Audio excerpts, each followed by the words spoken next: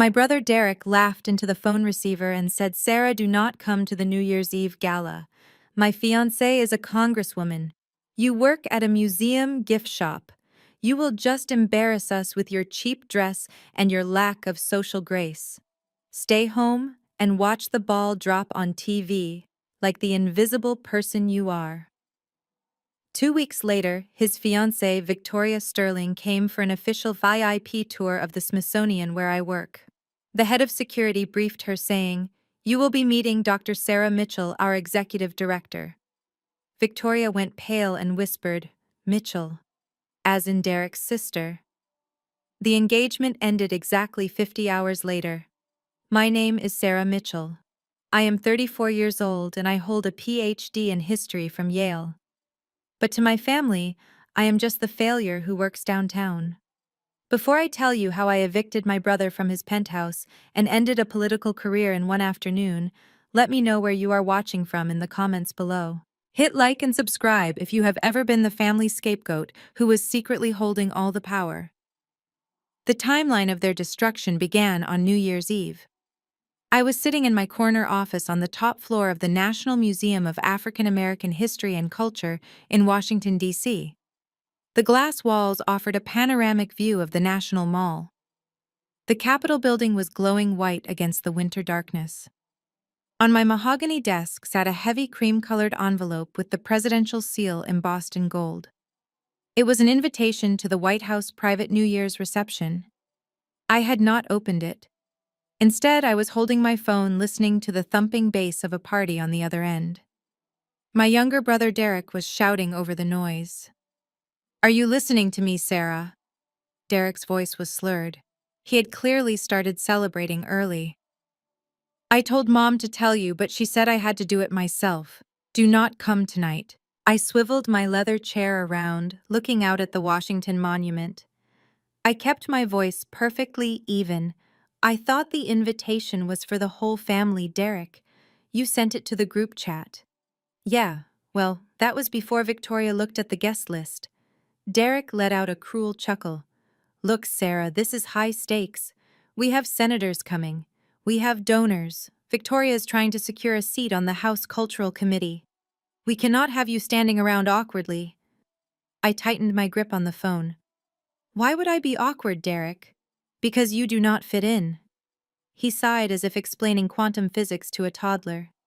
"You sell postcards and keychains for a living, Sarah. People are going to ask what you do, and you are going to say, 'I work at the museum,' and they are going to assume you are a curator or something. Then, when they find out the truth, it makes Victoria look bad. It makes me look bad. We are a power couple. We cannot have a gift shop girl hanging off our arm." I closed my eyes. It was the same old story. 5 years ago, when I started as a junior researcher, Derek decided I was a janitor.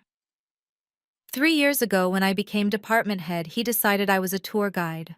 Last month, when the board appointed me executive director overseeing a $300 million endowment, Derek did not even read the press release. He just assumed I was still working the register because that fit the narrative he needed. He needed to be the successful one. I glanced at the reflection of my face in the dark glass.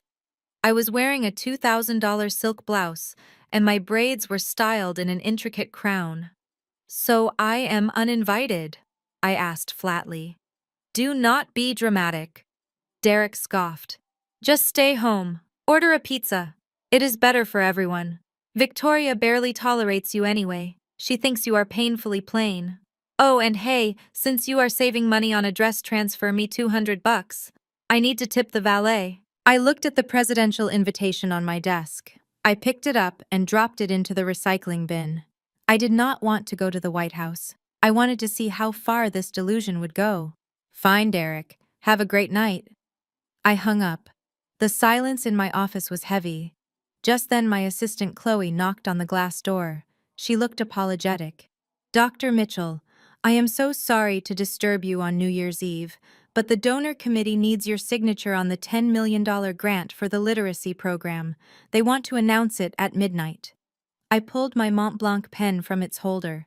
I signed the document with a flourish. "Sarah Mitchell, Executive Director." Chloe looked at me. Is everything okay, Dr. Mitchell? You look like you just heard a joke. I did, Chloe. I smiled and it did not reach my eyes. My brother just told me I am not classy enough to party with politicians. Chloe looked at my signature on the $10 million check and then back at me. She laughed nervously. He is joking, right? He knows you literally run this city's cultural scene, right? He has no idea, Chloe. And we are not going to tell him. Not yet. I turned back to the window. My phone buzzed again. This time the picture on the screen was my mother, Louise Mitchell. I took a deep breath. If Derek was the bullet, my mother was the gun. Hello, Mother.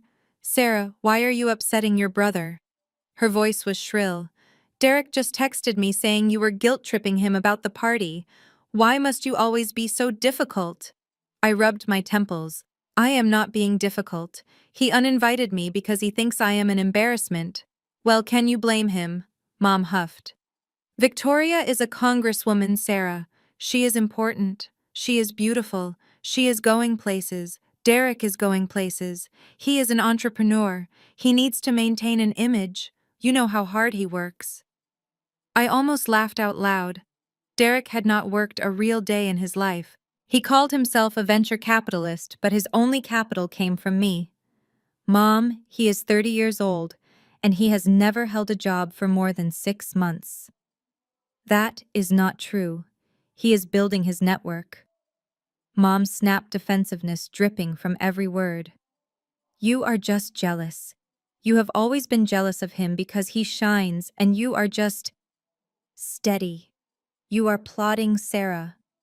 You work your little 9 to 5 at that dusty museum, and you come home to your cat. Derek is out there making moves. I looked around my office, which was larger than my mother's entire living room. Making moves. I repeated. Mom, do you know who pays the rent on his penthouse? Here we go again. She groaned. You helped him with the deposit. We know. You hold that over his head constantly. That is why he does not want you there tonight. You have this negative energy. You should be proud to support him. That apartment is his sanctuary. It fits his status. I bit my tongue so hard I tasted blood. It was not just a deposit. The lease for the luxury penthouse in Navy Yard was in my name. The monthly $4,000 rent was auto-pay from my personal account. Derek told Mom he bought it with crypto profits. And the Porsche he drives, I asked quietly. He is leasing that with his consulting fees, Mom said proudly. False. I was paying the lease. He told me he needed a car to impress investors and promised to pay me back. That was 2 years ago. I had not seen a dime. Fine, I said, my voice turning icy. So I am the plotting sister with negative energy. Is that it? I am just saying know your place, Sarah. Mom softened her tone, which was actually worse. Look, I know it is hard for you being the single one, the less successful one. But do not ruin this for him. Actually, since you are not going out, can you do me a favor? I waited. I knew it was coming. Derek ordered some custom orchids for Victoria for tonight. It is a surprise. The florist just called and there was an issue with his card. Probably a bank error because he is moving so much money around for his investments. Can you transfer him $500? Just to cover it. He will pay you back on Monday. I looked at the grant approval on my desk. $10 million for underprivileged children signed without blinking. And here was my mother begging for $500 for flowers she thought her golden child could afford. He won't pay me back, Mom. We both know that. Sarah. Do not be stingy. It is New Year's Eve. Do it for the family. Do it so your brother can look good for his future wife. I swiveled my chair again, staring at the Capitol building. The dome was shining bright white. Victoria Sterling worked in that building. She was an up-and-coming star in the Democratic Party. She campaigned on platforms of truth, integrity, and family values. I wondered what Victoria Sterling would do if she knew her fiancé was paying for her flowers with his sister's money. I wondered what she would do if she knew her fiancé was homeless, jobless, and driving a car he did not own. I tapped my fingers on the desk. Okay, Mom. I will send the money. Good girl. Mom sounded relieved. I knew you would do the right thing. Stay home tonight, Sarah. Get some rest. You sound tired. She hung up without saying Happy New Year. I opened my banking app. I transferred $500 to Derek. I typed the memo line carefully. For Victoria. Then I opened my calendar. I saw the entry for January 14th. VIP tour. Congresswoman Victoria Sterling.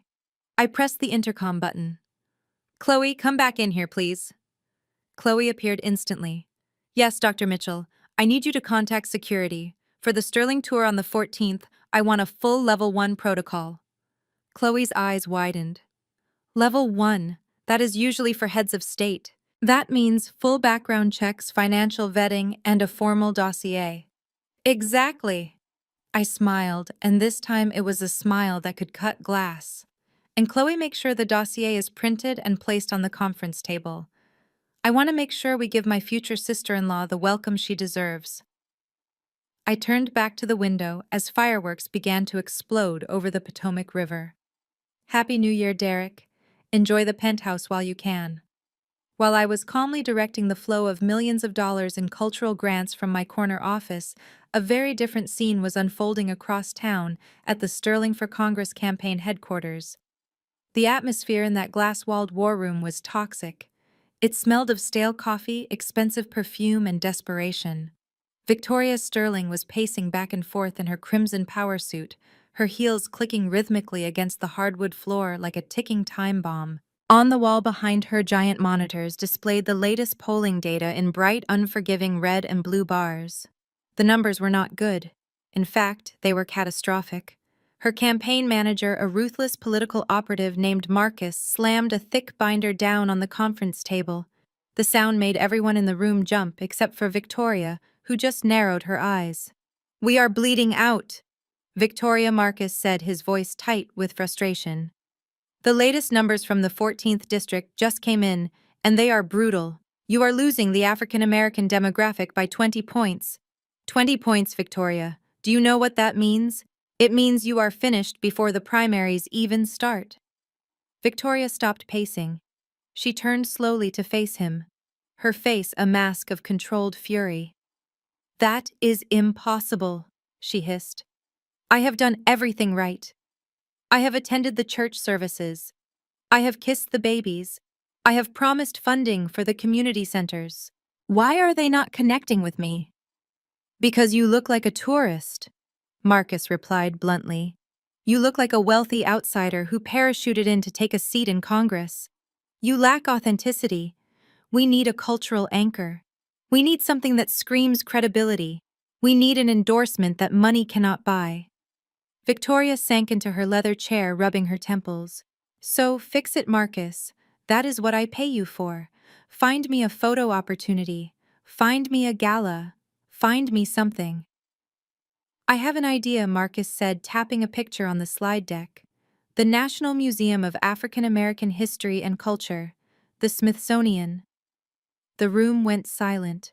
The NMAAHC was not just a museum. In Washington, D.C., it was holy ground. It was the crown jewel of them all. An endorsement from their leadership was worth more than $1 million in ad spend. Marcus continued. "They are hosting a private dedication ceremony next week for the new Civil Rights Wing. It is strictly closed to the press and the public. But if you could get a private tour, if you could be seen walking the halls with their executive director, that is the image we need. That says you are serious. That says you belong." Victoria sat up straighter, her eyes lit up with calculation. "The executive director? That is Dr. Sarah Mitchell Wright, the historian. She is notoriously private. She turns down vice presidents. How do we get to her?" Marcus looked over at the corner of the room where my brother Derek was sitting. Derek was scrolling through his phone, trying to look busy and important in his Italian suit. A suit that I was currently paying the credit card bill for. Victoria followed Marcus's gaze. A slow, predatory smile spread across her face. "Derek, darling," she purred. Derek looked up, startled. "Yes, babe. I mean yes, Victoria. You told me you were a Diamond Circle donor at the museum, didn't you? You said you had deep connections there. You said you were practically family with the board members. Derek froze. I could imagine the cold sweat breaking out on the back of his neck. He had indeed told her that. It was one of the many lies he used to build his facade of wealth and influence. He had told her he was a major benefactor. He had told her the staff knew him by name. Technically, the staff did know him by name, but only because security had flagged him for trying to sneak into VIP events twice before. Well, Derek stammered, shifting uncomfortably in his seat. I mean, yes, I know people. I have donated. I go there often. Excellent, Victoria said, standing up and walking over to him. She placed a hand on his shoulder. Her grip was tight, possessive, and threatening. Then this is your moment to shine, Derek. I need a private meeting with Dr. Mitchell. Not a public tour, a private sit-down. I need it arranged for tomorrow. Derek swallowed hard. His Adam's apple bobbed nervously. Tomorrow. That is really short notice, Victoria. Dr. Mitchell is very busy. She travels a lot. Maybe we could send an email through official channels. Victoria's hand moved from his shoulder to his tie. She tightened it just slightly, a subtle act of dominance that went unnoticed by the rest of the room, but screamed danger to Derek.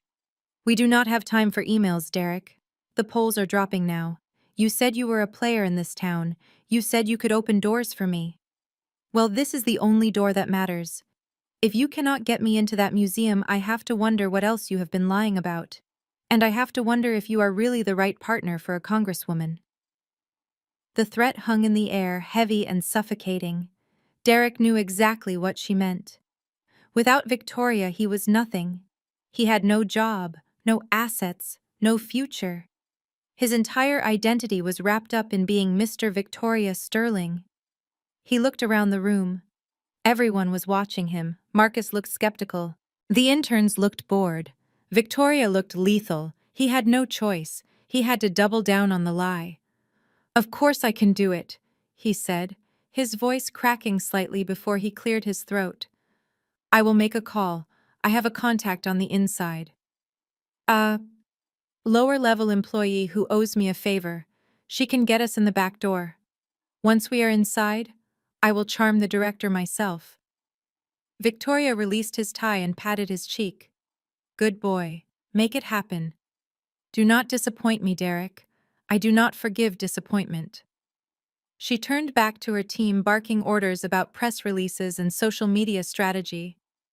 Derek sat there for a moment, paralyzed by the corner he had painted himself into. He pulled out his phone. His hands were shaking. He knew only one person who worked at the museum. Me. But in his mind, I was still just the loser sister, the gift shop girl, the ticket scanner. He had no idea that the Dr. Mitchell Victoria was so desperate to meet was the same Sarah he had uninvited from his party 2 weeks ago. He thought he could use me.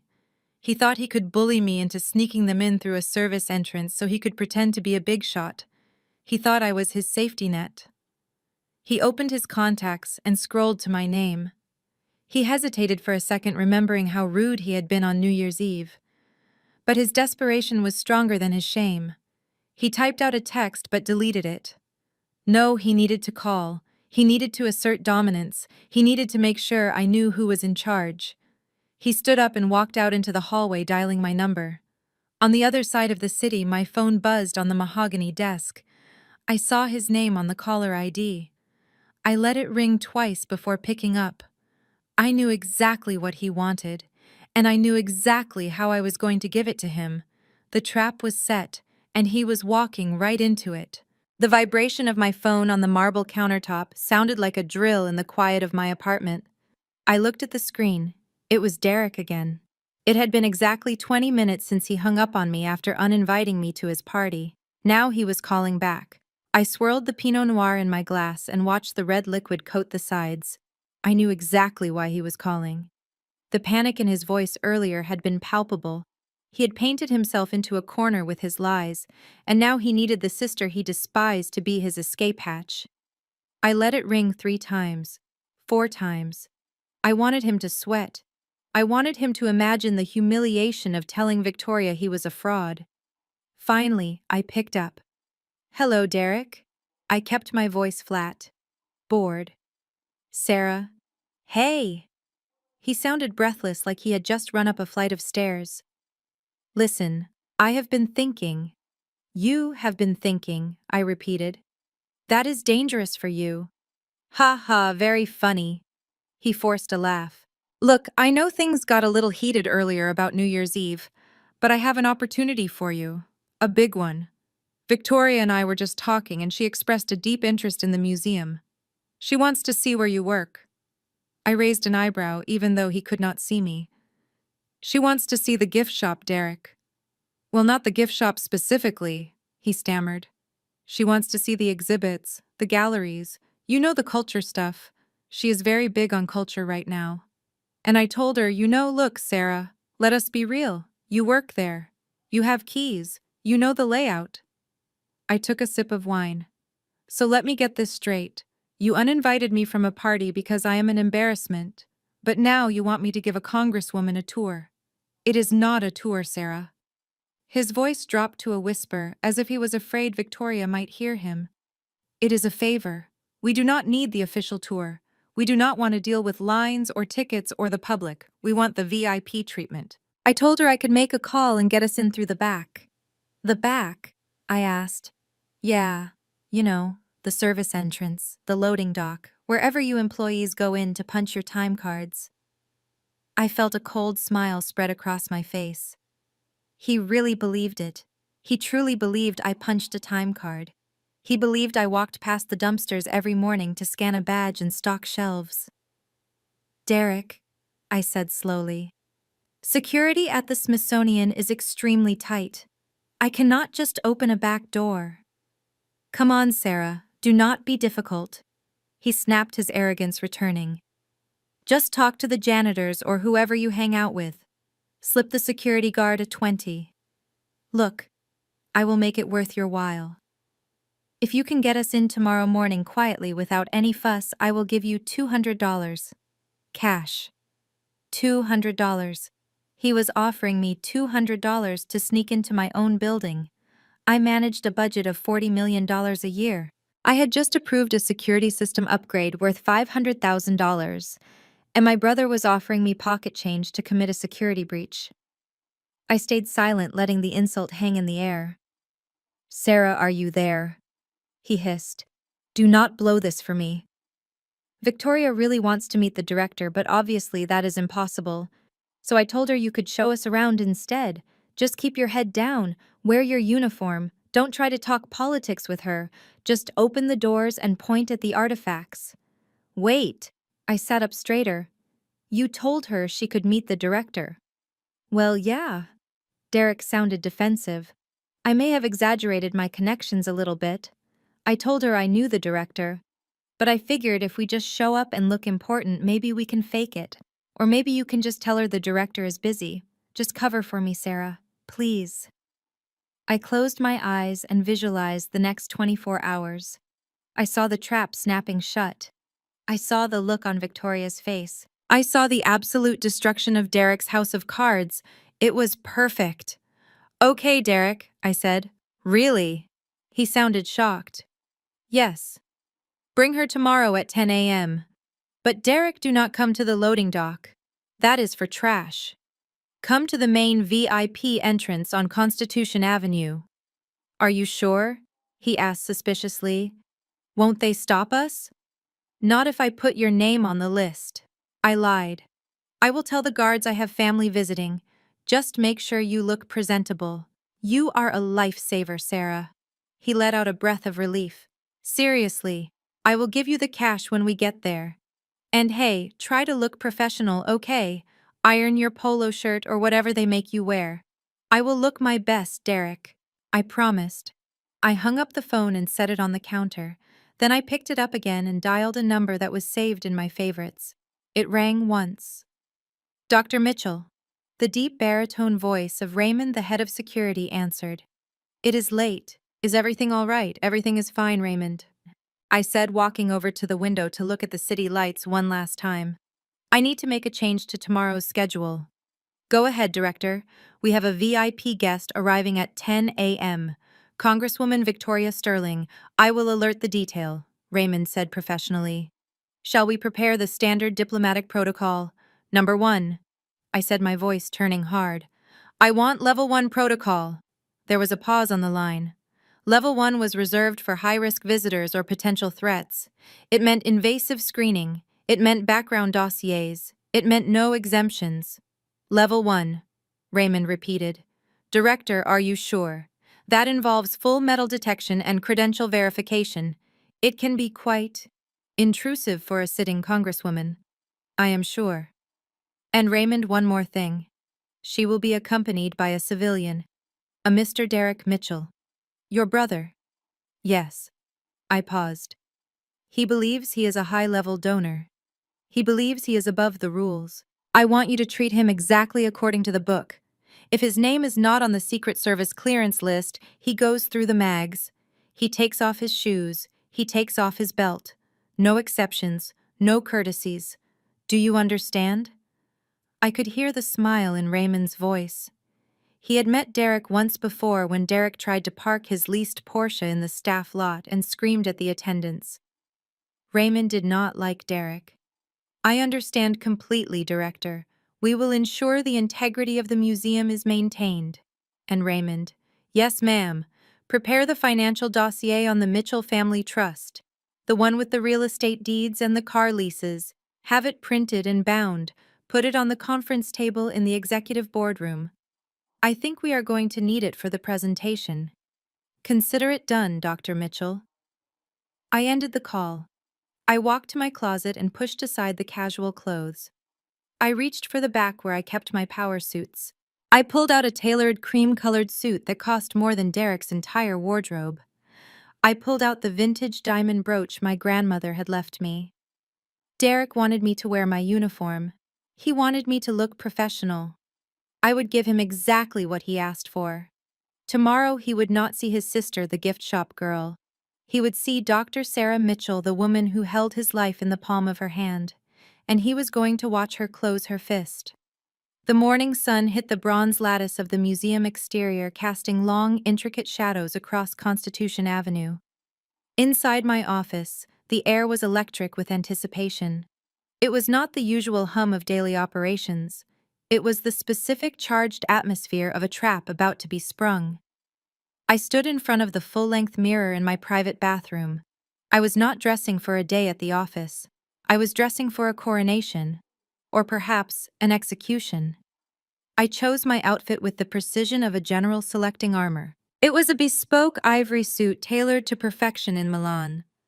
The fabric was crisp and authoritative, standing in stark contrast to the deep melanin of my skin. It was a suit that screamed power. It was a suit that said I did not answer to anyone. But the centerpiece was not the suit. I opened a small velvet box on the vanity. Inside lay a vintage gold sunburst brooch encrusted with small but flawless diamonds. It had belonged to my great-grandmother, who had been a domestic worker her entire life to buy this one piece of dignity. My mother had tried to take it from me last Christmas. She had demanded I give it to Victoria as an engagement gift. She said, Victoria deserves it, Sarah. She is going to be in the public eye. You just sit in an office. Jewelry like that is wasted on you. I had refused. It was the first time I had ever said no to them. And today I pinned that brooch to my lapel right over my heart. It was a symbol. I was not just fighting for myself. I was fighting for every Black woman who had been told to shrink so someone else could shine. I walked out into the main suite where my team was waiting. Chloe, my executive assistant, and Raymond, the head of security, stood at attention. They knew something was different today. They could feel the shift in the atmosphere. Good morning, team. My voice was calm, but it carried a weight that made them straighten up. Good morning, Dr. Mitchell, they replied in unison. Review the protocol for 10 a.m. I commanded, walking to my desk and running a hand over the leather surface. Chloe stepped forward, consulting her tablet. We have Congresswoman Sterling and Mr. Derek Mitchell arriving at the VIP entrance. I will greet them personally. I will address the Congresswoman by her full title. I will offer her refreshments and escort her to the history galleries. And, Mr. Mitchell? I asked. Chloe looked up, her eyes dancing with a hint of mischief. I will treat Mr. Mitchell as accompanied baggage. I will not address him unless necessary. I will not offer him the VIP pass. He will be issued a temporary visitor badge, the paper kind with the sticky back. Perfect. I nodded. And make sure you correct him if he tries to assert authority. Do it politely, brutally polite. I turned to Raymond. And security. Raymond crossed his huge arms. His face was stone. We have the metal detectors calibrated to the highest sensitivity setting. If he has so much as a foil gum wrapper in his pocket, it will go off. We will require him to remove his belt, his shoes, and his watch. We will make him empty his pockets into the gray plastic bin. And if he protests, I asked. If he protests, we will remind him that federal regulations require strict screening for anyone not on the official clearance list. Raymond smiled a slow, predatory smile. And since you did not put him on the list, Dr. Mitchell, he is just another civilian off the street. Excellent. I walked to the window looking down at the street below. I could see the black SUVs starting to pull up. The press was already gathering, sensing a story. There is one more thing, I said, turning back to them. When you bring them to the boardroom for the final meeting, I want the door closed. I want the blinds drawn. And I want the financial dossier on the table. The thick one. Done, Raymond said. They left the room to take their positions. I was alone again. I took a deep breath, inhaling the scent of expensive leather and old paper. This was my sanctuary. This was the kingdom I had built with my own 2 hands while my family was busy calling me worthless. My phone buzzed on the desk. It was a text from Derek. I picked it up. We are 5 minutes away. Victoria is nervous. Do not mess this up, Sarah. And for God's sake, do not wear that ugly blue polo shirt with the logo. Wear something decent. Try to look like you can afford to be in the same room as us. I looked at my reflection in the dark glass of the window. The ivory suit glowed in the light. The diamonds on my grandmother's brooch sparkled like cold fire. I typed back 2 words. See you. I dropped the phone into my pocket. I did not need to be nervous. I did not need to be afraid. I was the executive director of the Smithsonian National Museum of African American History and Culture, and school was about to be in session. From my vantage point on the 5th floor, the scene unfolding on Constitution Avenue looked like a silent movie.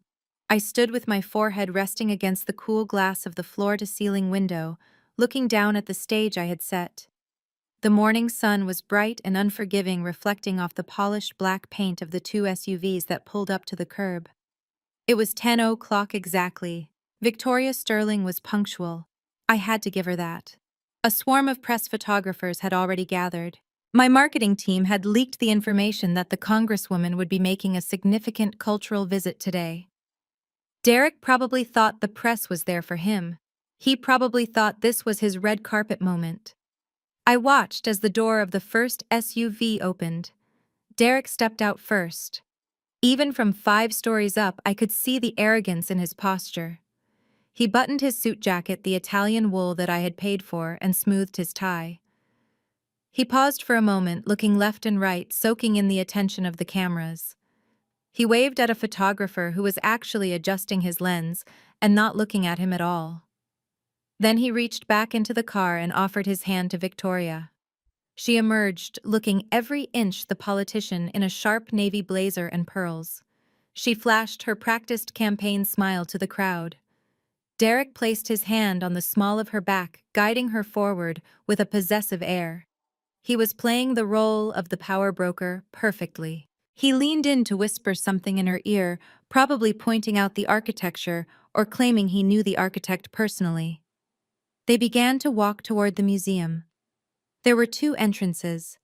To the right was the main public entrance, where a line of tourists had already formed, winding around the block. To the left was the VIP and diplomatic entrance, marked by a red velvet rope and a gold sign. It was guarded by 2 uniformed officers, and Raymond, my head of security, who stood like a granite statue holding a digital clipboard. Derek steered Victoria confidently toward the velvet rope. He walked with a strut that made my stomach turn. It was the walk of a man who had never been told no. He barely looked at the tourists standing in line, acting as if they were invisible. He was focused entirely on the VIP door, the gateway to the elite status he craved so desperately. I took a sip of my espresso and watched the collision happen. As Derek reached for the velvet rope to unhook it himself, Raymond stepped forward. He did not shout. He did not make a scene. He simply positioned his massive frame between Derek and the door. I could not hear the words through the thick glass, but I knew the script. We had rehearsed it. Down on the sidewalk, Derek stopped. He looked annoyed. He gestured toward Victoria, speaking rapidly. I could see him pointing at his chest. I am with her. Raymond shook his head slowly. He looked down at his clipboard. He tapped the screen with a stylus and then looked back at Derek. No. Victoria stopped smiling. She looked from Derek to Raymond. She said something to the security chief, probably asserting her title. Raymond nodded respectfully to her.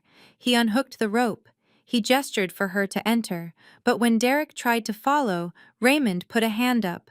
A flat palm, the universal sign for stop. Derek's composure cracked. He flailed his arms. He pointed at the building. He pointed at the car.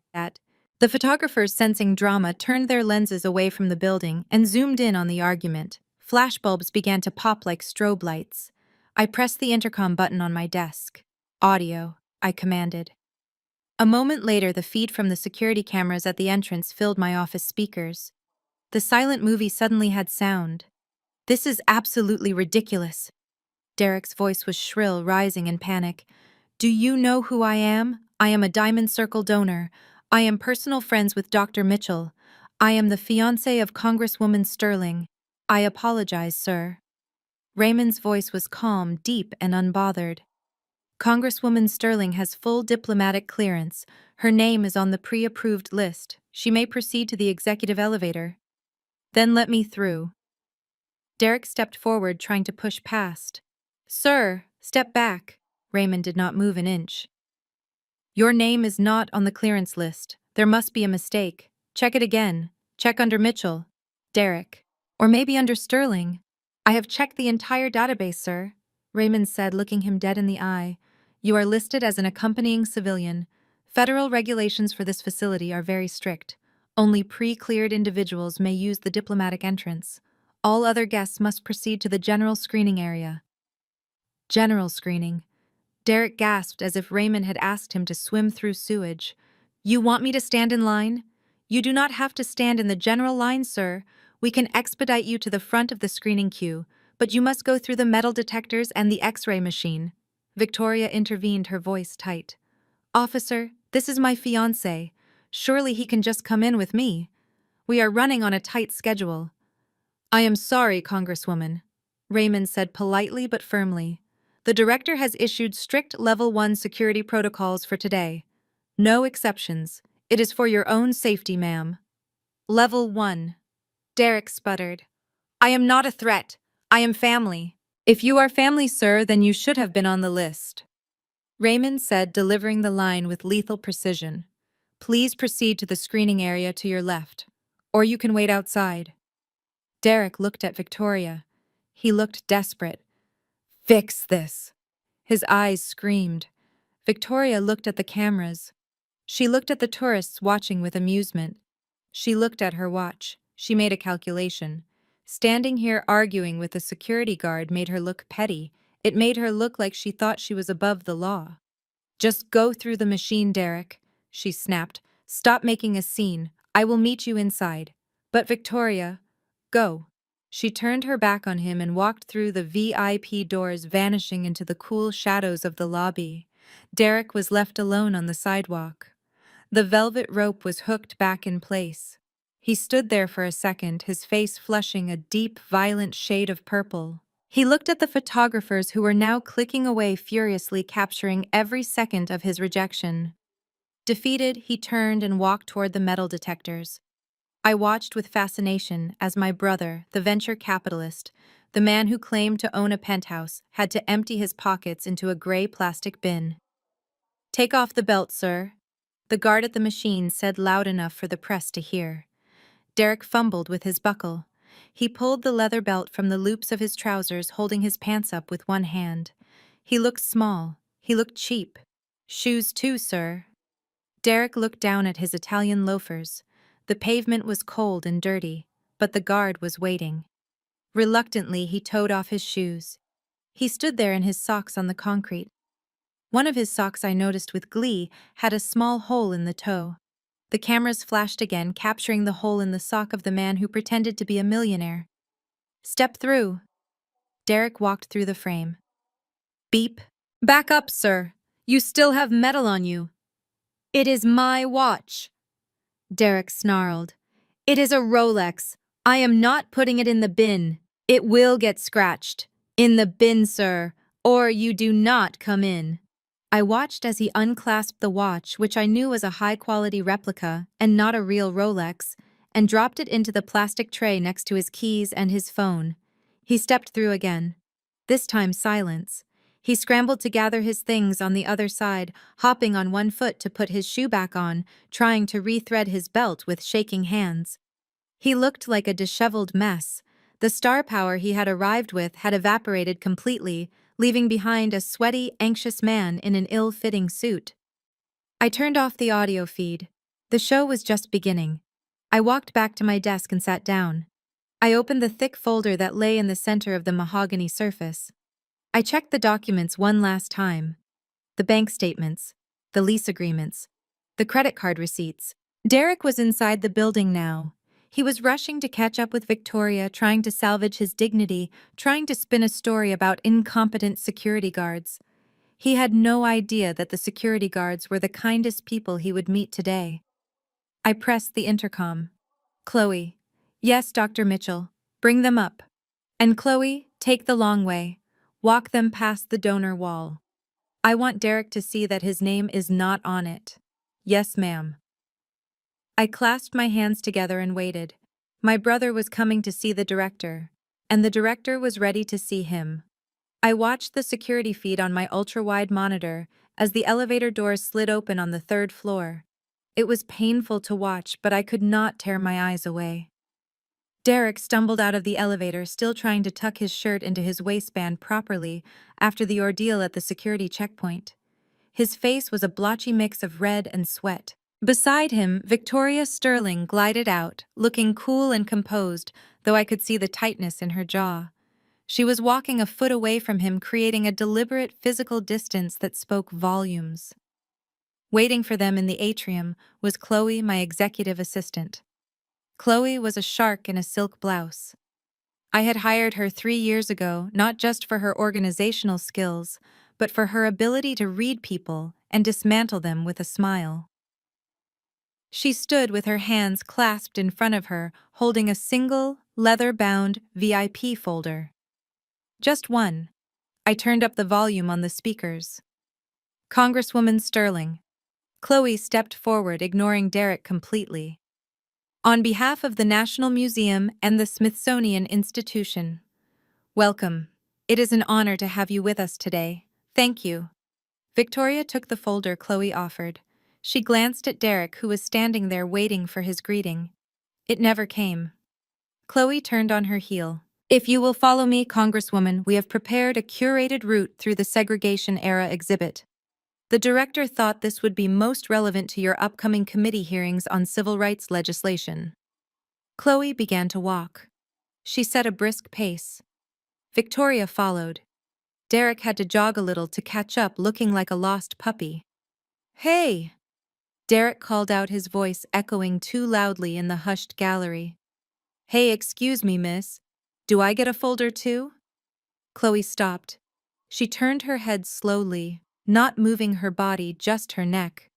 Her expression was one of polite confusion, as if a piece of furniture had suddenly spoken to her. "My apologies, sir," Chloe said, her voice dripping with artificial sweetness. These briefing materials contain sensitive internal data regarding our acquisition budget and future exhibits. They are restricted to cleared government officials and high-level donors. I did not have clearance to print a copy for you. Derek bristled. I told you I'm a donor. I am a Diamond Circle member. Chloe smiled. It was a terrifying smile. Of course, sir. I am sure you are. Shall we continue, Congresswoman? They moved deeper into the exhibit. I leaned back in my chair, sipping my sparkling water. This was better than any movie. They entered the hall housing the segregated Southern Railway car, one of our most powerful artifacts. It loomed large and imposing, a physical testament to a divided history. Derek, sensing the silence stretching too long, decided it was time to prove his worth. He wanted to show Victoria that he belonged here, that he was an intellectual equal to the historians and curators. He stepped in front of the exhibit, blocking Victoria's view of the plaque. Wow, Derek said, nodding solemnly. This is powerful stuff, babe.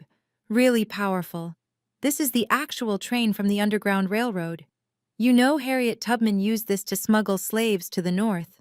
That is why they call it the Underground Railroad, because they used these trains in tunnels. I choked on my water. On the screen I saw Victoria freeze. She looked at Derek with a mixture of horror and disbelief. She opened her mouth to correct him, but Chloe beat her to it. Chloe did not laugh. She did not scoff. She simply adjusted her glasses and spoke in a voice that carried perfectly in the quiet room. Actually, sir, Chloe said, this is a Jim Crow-era railcar from the 1920s. The Underground Railroad was not a literal railroad with trains and tracks. It was a network of safe houses and secret routes used in the mid-19th century. Harriet Tubman passed away in 1913, well before this railcar was manufactured. The silence that followed was deafening. A group of high school students on a tour nearby stopped and looked over. A few of them giggled. Derek turned a shade of crimson that clashed horribly with his suit. Oh, right, obviously, I knew that. Obviously. I was just speaking metaphorically. You know, the symbolism of the train, the journey to freedom, that is what I meant. Of course, sir, Chloe said, dismissing him entirely. Congresswoman, if you look to your left, you will see the drinking fountain marked colored. It was salvaged from a station in North Carolina. Victoria stepped around Derek as if he were a traffic cone. She did not look at him. She was focused intently on Chloe, asking intelligent questions about the preservation process.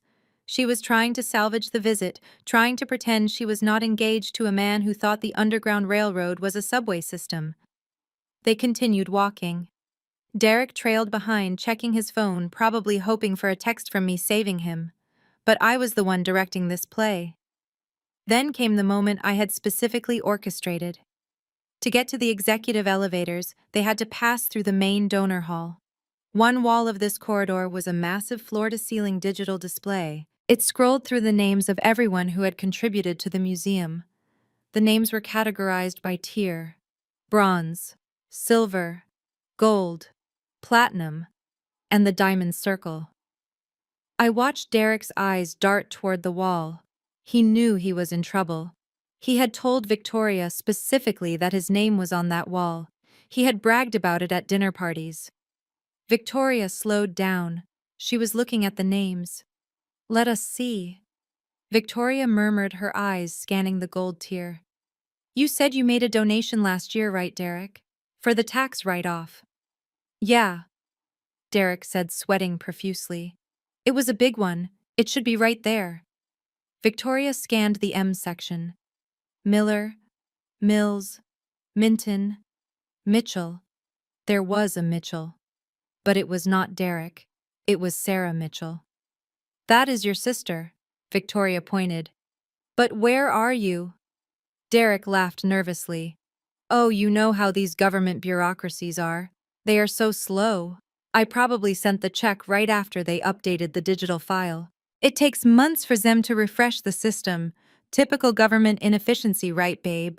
Chloe stopped walking. She turned to face them. She clasped her hands in front of her.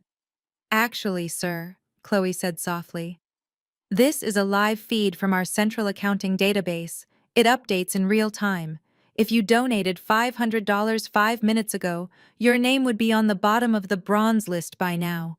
We take great pride in our transparency. Victoria stopped looking at the wall. She turned slowly to look at Derek. Her eyes were cold.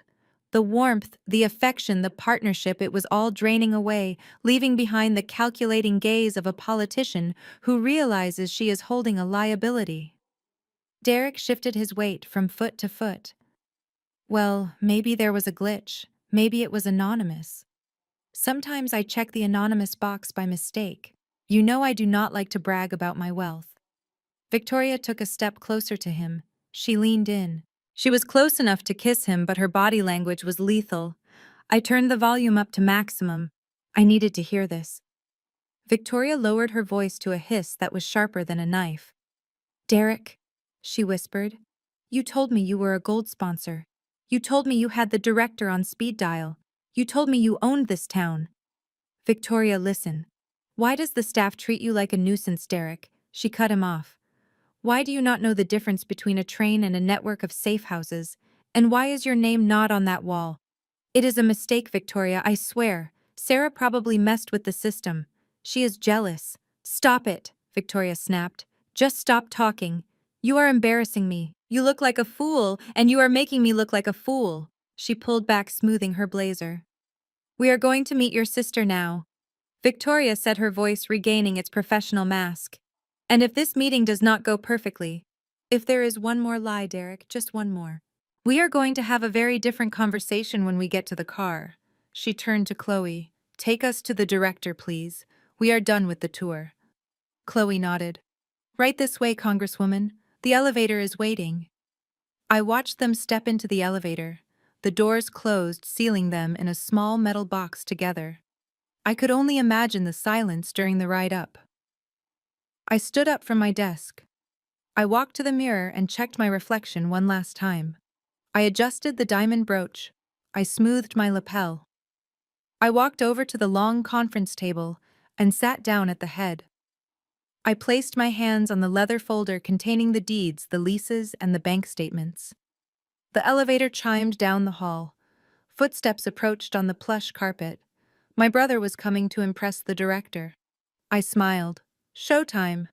The air in the private waiting room of the executive suite was cold and smelled of fresh lilies. It was a stark contrast to the humid panic radiating off my brother. I watched them from the hidden camera feed on my tablet. Victoria Sterling was pacing back and forth on the plush Persian rug. Her heels sank into the expensive wool with every angry step. She checked her gold watch for the third time in 2 minutes. This is unacceptable, Victoria hissed. We have been waiting for 20 minutes, Derek. 20 minutes. Do you know how much my time is worth? My campaign manager has 3 interviews lined up for me at noon. I cannot be sitting in a hallway waiting for some museum administrator to finish her coffee. Derek was sitting on the edge of a velvet armchair, wringing his hands. He looked like a schoolboy waiting for the principal. He tried to smile, but it looked like a grimace. She is probably just wrapping up something important, babe. You know how these big institutions are, lots of red tape. I do not care about red tape, Victoria snapped. You said you had pull here. You said the director would be waiting for us with open arms. Instead, we get treated like tourists by security, and now we are being ignored. She turned to Chloe, who was standing by the door like a sentinel. Excuse me, Victoria said, her voice sharp. Can you go inside and tell Dr. Mitchell that Congresswoman Sterling is waiting? And tell her I am not accustomed to being kept waiting. Chloe did not flinch. She did not check her watch. She simply looked at Victoria with a calm, professional gaze that was infuriatingly polite. I am afraid that is not possible, Congresswoman, Chloe said softly. Dr. Mitchell is currently on a secure video call with the Vice President regarding the National Arts Endowment budget. I cannot interrupt a meeting with the White House. The silence that followed was delicious. Victoria stopped pacing. Her mouth opened slightly. The Vice President. Yes, ma'am. Chloe nodded. The Vice President values Dr. Mitchell's counsel on cultural affairs highly. They speak quite often. Victoria looked at Derek. Her eyes were wide. You did not tell me she was that connected, Derek. You said she ran a museum. You did not say she was advising the White House. Derek looked like he had been slapped. He blinked rapidly, trying to process this information. In his mind, Dr. Mitchell, the director, and Sarah, his sister, were still two completely different people. He could not reconcile the image of his sister, the woman he thought sold keychains, with a woman who took calls from the vice president. Yeah, Derek stammered. I mean, of course she is. She is a big deal. That is why I brought you here. I told you I had high-level connections. Victoria straightened her blazer. Her anger was suddenly replaced by a hungry ambition. If Dr. Mitchell was close to the vice president, then this endorsement was even more valuable than she thought. A photo with Dr. Mitchell was not just a cultural stamp of approval, it was a bridge to the executive branch. Okay, Victoria said, smoothing her hair. If she is with the vice president, then we will wait. We can wait a few more minutes. She sat down next to Derek. She actually took his hand. Good job, Derek. This is a higher-level meeting than I expected. Derek let out a breath he had been holding. He managed a weak smile. Yeah. I told you I would come through for you. But as Victoria pulled out her phone to check her emails, I saw Derek slide his hand into his pocket. He pulled out his phone. He angled the screen away from Victoria. My phone buzzed on my desk. I picked it up. A text from Derek. Where the hell are you, Sarah? We are in the waiting room. Victoria is getting pissed. She thinks the director is meeting with the VP, so I bought us some time. But you need to get here now. I took a sip of water and watched him type the next message. Find a way to sneak in. Bring a tray of water or coffee or something. Just act like you are serving us. I need to show her I can order the staff around. Do not make me look bad. And fix your hair. I laughed. A cold, mirthless sound that echoed in the empty boardroom. He still did not get it. He was so blinded by his own narrative that he could not see the truth staring him in the face. He thought I was hiding in a break room somewhere, terrified of losing my minimum wage job. He wanted me to come in and serve them like a maid so he could feel powerful. I decided to make him wait a little longer. I swiveled my chair around to look at the portrait of Frederick Douglass on the wall. I thought about the generations of my family who had served others. My grandmother who washed floors. My mother who bowed her head to men like Derek just to keep the peace. I typed a reply. I am on my way. I watched Derek read the text. He shoved the phone back into his pocket and relaxed. He sat back in the chair, spreading his legs slightly, regaining a fraction of his confidence. He thought help was coming. He thought his safety net was approaching. 10 minutes passed. Victoria began tapping her foot again. Is the meeting over yet? Chloe pressed her hand to her earpiece, as if listening to a command. She nodded solemnly. Yes, she said, addressing the room. The call has concluded. Dr. Mitchell has reviewed your file and is ready to receive you now. Victoria stood up immediately, smoothing her skirt. She looked nervous. For the first time all day, the Congresswoman looked intimidated. She was about to meet a woman who kept the vice president on the line. Derek stood up too. He looked around, expecting me to burst through a side door with a tray of lattes. He looked confused when the side door remained closed. Right this way. Chloe gestured to the massive double doors at the end of the hall. They were made of solid oak reclaimed from a historic church in Virginia. They were 12 feet tall and heavy. They were doors designed to make anyone who walked through them feel small. Chloe walked to the doors. She placed her hand on the brass handle. Derek leaned into Victoria. Let me do the talking, babe. I know how to handle her. We have a rapport. Victoria ignored him, fixing her eyes on the wood grain. Chloe pushed the doors open. They swung inward with a heavy, majestic sound, revealing the inner sanctum. The boardroom was vast, with floor-to-ceiling windows overlooking the National Mall. The light poured in, creating a silhouette of the figure sitting at the head of the 30-foot-long mahogany table. The figure was not standing to greet them. The figure was seated in a high-backed leather chair turned slightly toward the view. "Please enter," Chloe said, stepping aside. Victoria walked in first, her heels clicking on the marble floor. Derek followed, scanning the corners of the room, looking for his sister, the servant. The figure in the chair turned slowly.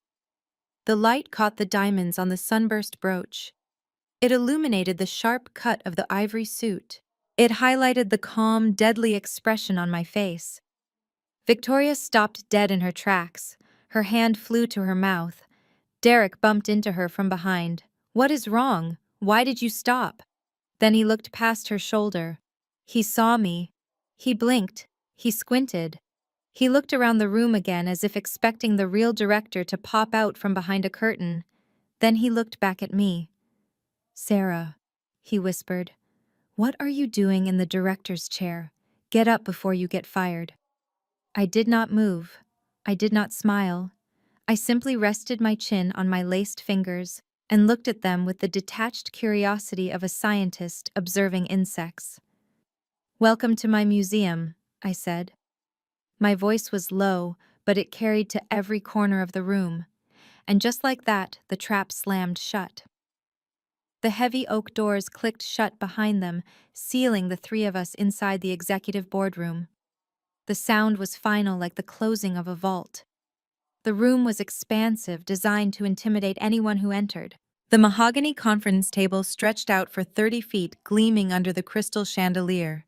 At the far end of the room, floor-to-ceiling windows framed the United States Capitol building, perfectly placing the seat of government as a mere backdrop to this office. I was standing by those windows with my back to the door. I wanted them to walk the length of the room. I wanted them to feel the scale of the space. I wanted the sound of their footsteps to echo in the silence before I said a word. I heard the sharp click of Victoria's heels on the marble floor. She was moving with purpose. She had composed herself after the elevator ride, adjusting her mask of political charm. She believed she was about to meet a stranger, a powerful ally who could save her failing campaign. "Dr. Mitchell." Victoria's voice rang out, projecting confidence. "Thank you so much for seeing us on such short notice. It is a privilege to be here. My fiancé and I have been admiring your work from afar for years." I did not turn around yet. I let the silence stretch for 3 seconds. 4 seconds. It was a power move I had learned from the vice president. Make them wait for your attention. Behind her, I heard the scuffling steps of Derek. He was probably looking around the room, assessing the value of the art on the walls, wondering if he could take a selfie without getting caught. "Yes, Dr. Mitchell." Derek chimed in, his voice a little too loud. As I was telling Victoria, I have always felt a deep connection to this institution. We represent the next generation of leadership, and we would love to discuss a partnership. I took a deep breath. I looked at the Capitol dome one last time. I touched the diamond brooch on my lapel. Then I turned, slowly, deliberately. I faced them. Victoria was halfway down the table, her hand extended for a handshake. When she saw my face, her feet stopped moving. Her hand froze in midair. Her smile, which had been bright and practiced, faltered and then vanished completely. She blinked. She tilted her head slightly to the side, as if her brain was trying to process an optical illusion. She looked at Chloe, who was standing silently by the door. Then she looked back at me. Her mouth opened, but no sound came out. I stood tall, my hands clasped behind my back. I wore the ivory suit like armor. My expression was not angry. It was not smug. It was terrifyingly neutral. Derek, who had been walking behind Victoria, almost bumped into her. "Babe, why did you stop?" Derek asked, peering over her shoulder. "The director is right." His voice died in his throat. He saw me. His eyes bulged. He dropped the leather portfolio he was holding. It hit the floor with a loud slap. "Sarah," he whispered. I unclasped my hands and rested them on the back of the leather executive chair. "Hello, Congresswoman," I said, my voice smooth and cool, filling the cavernous room. And hello, little brother. The silence that followed was absolute. You could hear the hum of the air conditioning. You could hear the rapid, shallow breathing of Victoria Sterling. Victoria lowered her hand slowly. Her face drained of color, leaving her makeup looking like a mask painted on a corpse. She whispered one word, Mitchell. She looked at Derek. Derek Mitchell. Sarah Mitchell. The realization hit her like a physical blow. The mysterious director who advised the White House. The woman she had been desperate to meet.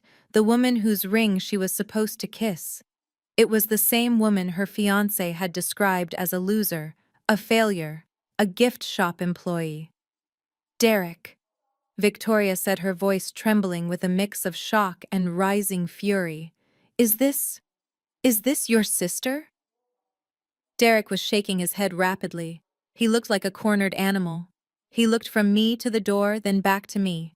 His narcissism was fighting a war against reality, and his narcissism was winning. He could not accept that I was the person in charge. It did not fit his worldview. Sarah. Derek barked, forcing a laugh that sounded like a choke. What the hell are you doing? I raised an eyebrow. I am welcoming my guests, Derek. Isn't that what you asked for? He stomped forward, walking past Victoria. He marched right up to the head of the table. His face was red, his veins bulging in his neck. Get away from that chair, he hissed. Are you crazy? You are going to get fired. Did you sneak in here while the real director was in the bathroom? Did you pay the janitor to let you in? I watched him unravel. It was pathetic. Derek, stop, Victoria warned, but he ignored her. He pointed a finger at me. You are taking this prank too far, Sarah. We are here for a serious meeting. We are here to see Dr. Mitchell. Now get your cheap suit out of here and go fetch us some coffee before the real boss walks in and has you arrested. I looked at his finger. Then I looked at his eyes. I sat down. I settled into the high-backed leather chair. I adjusted the armrests. I leaned back, looking every inch the queen on her throne. I am Dr. Mitchell, I said calmly. No, you are not, Derek shouted. You work in the gift shop. You sell keychains. I uninvited you to my party because you are embarrassing. You are a nobody. Chloe. I spoke into the intercom on the table, not breaking eye contact with Derek. Yes, Dr. Mitchell. Chloe's voice filled the room from the speakers. Please bring in the security file for Mr. Derek Mitchell. And bring the invoice. Invoice. Derek stepped back, confused. I leaned forward, resting my elbows on the mahogany table. Yes, Derek. The invoice. You offered me $200 to sneak you in the back door. You wanted me to violate federal security protocols for pocket change. I reached into my pocket and pulled out my phone. I tapped the screen and played the voicemail he had left me. If you can get us in tomorrow morning quietly, I will give you $200. Cash. The recording echoed in the boardroom. Derek's voice tiny and tinny and incriminating. Victoria flinched. She looked at Derek with pure disgust. So, I continued, turning off the recording. You got the tour. You got the VIP access. You are standing in the executive boardroom. I believe you owe me money, Derek. Where is my $200? Derek's mouth opened and closed like a fish. He looked at Victoria pleadingly. Babe, she is lying. She manipulated the recording. She is just the secretary. She must be sleeping with the boss or something. That is how she got the keys. Victoria closed her eyes. She took a deep breath. She was a politician. She knew when a ship was sinking. And she knew she was standing on the Titanic. She opened her eyes and looked at me. The arrogance was gone. In its place was fear. Dr. Mitchell. Victoria said, her voice steady but quiet. I had no idea. I know you didn't, Congresswoman, I said, because you never asked. You never vetted him. You never vetted me. You trusted the word of a man who is currently wearing a suit that I paid for. Lies. Derek screamed, slamming his hand on the table. It is all lies. I bought this suit. I own my apartment. I am a venture capitalist. I picked up the thick leather folder from the table. I dropped it with a heavy thud. Shall we look at the receipts, Derek? Or do you want to keep shouting at your landlord? Derek stared at the folder. He recognized it. He recognized the bank logo on the corner. The color drained from his face completely. Victoria looked at the folder, then she looked at Derek. Sit down, Derek, Victoria commanded. But Victoria, sit down, she screamed. Derek collapsed into the nearest chair. I smiled, a cold, sharp smile that signaled the end of his world. Now, I said, opening the folder, let us discuss the future of your campaign, Congresswoman, and let us discuss why the Smithsonian will never endorse a family built on fraud. I sat there in the leather executive chair and watched my brother unravel. It was a fascinating study in human psychology. When faced with an undeniable truth, Derek did not accept it. Instead, he doubled down on the lie.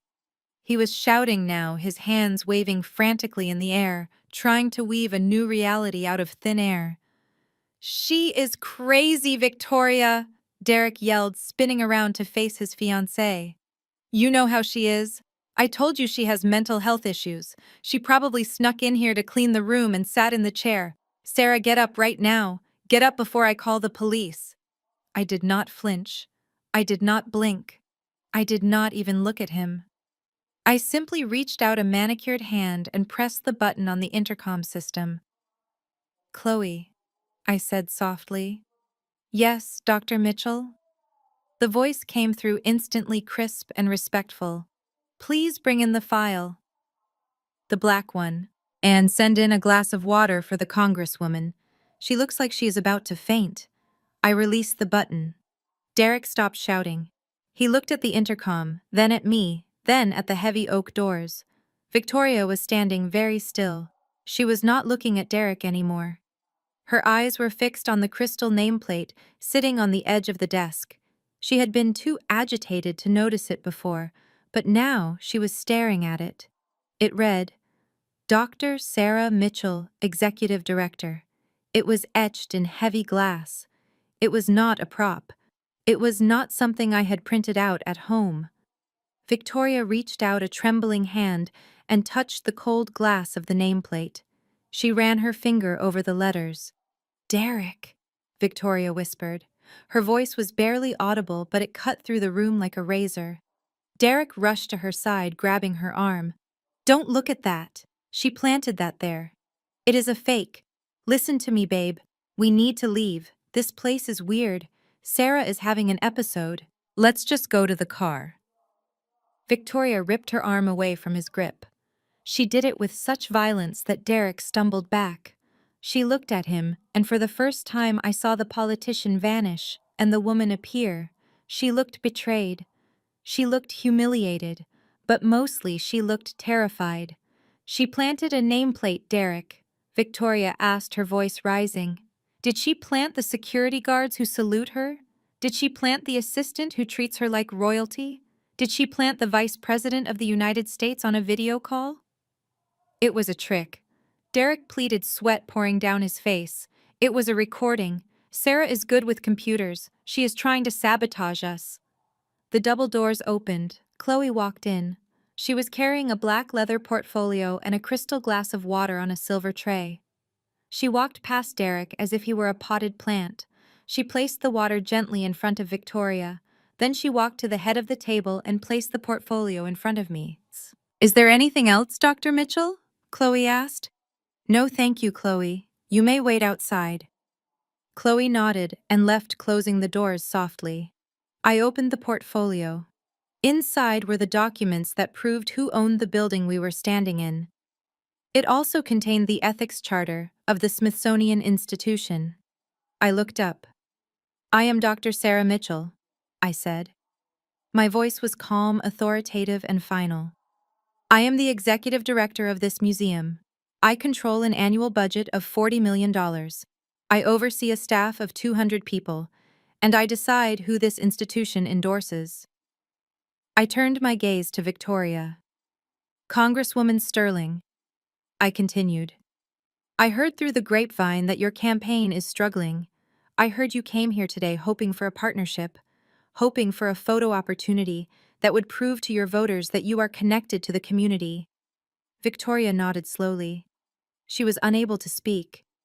It is a shame, I said, closing the file with a soft thud. Because the Smithsonian has a very strict code of ethics. We value truth, we value integrity, and we have a zero-tolerance policy for fraud. I stood up. I walked slowly around the desk until I was standing just a few feet away from them. I cannot partner with liars, Congresswoman. And I certainly cannot partner with a woman who cannot even see that the man she is marrying is a con artist. The words hung in the air. Derek let out a nervous, high-pitched laugh. Okay. Good joke, Sarah. You made your point. You got a promotion. Congrats. We are really proud of you. Now can we just take the picture? Victoria is busy. He reached out to grab Victoria's hand again. Come on, babe. Let's take a selfie with the director and get out of here. The sound of the slap echoed through the cavernous boardroom like a gunshot. It was fast, it was brutal, and it was loud. Victoria had swung her hand with all the force of her humiliation. Her palm connected with Derek's cheek, leaving an instant, angry red handprint. Derek stumbled back, clutching his face. His eyes were wide with shock. Victoria, shut up! Victoria screamed. The scream tore out of her throat, raw and primal. Just shut your mouth! She was shaking. Her entire body was vibrating with rage. You lied to me! She hissed, stepping toward him. You lied about your job. You lied about your money. You lied about your sister. You told me she was a loser, Derek. You told me she was an embarrassment. She pointed a shaking finger at me. That woman is one of the most powerful cultural figures in Washington, D.C., Victoria yelled. She is the person I needed to impress. And you made me treat her like a servant. You made me walk in here and humiliate myself in front of the very person who holds the keys to my election. Babe, please, Derek whined. Don't you call me babe. Victoria advanced on him, backing him toward the wall. Do you have any idea what you have done? Do you have any idea how stupid you have made me look? I am running for Congress, Derek. My entire platform is based on judgment, on character, and I am engaged to a man who doesn't even know his own sister is a CEO. She grabbed the lapels of his jacket, the jacket I had paid for. Who are you? She demanded, shaking him. Who are you really?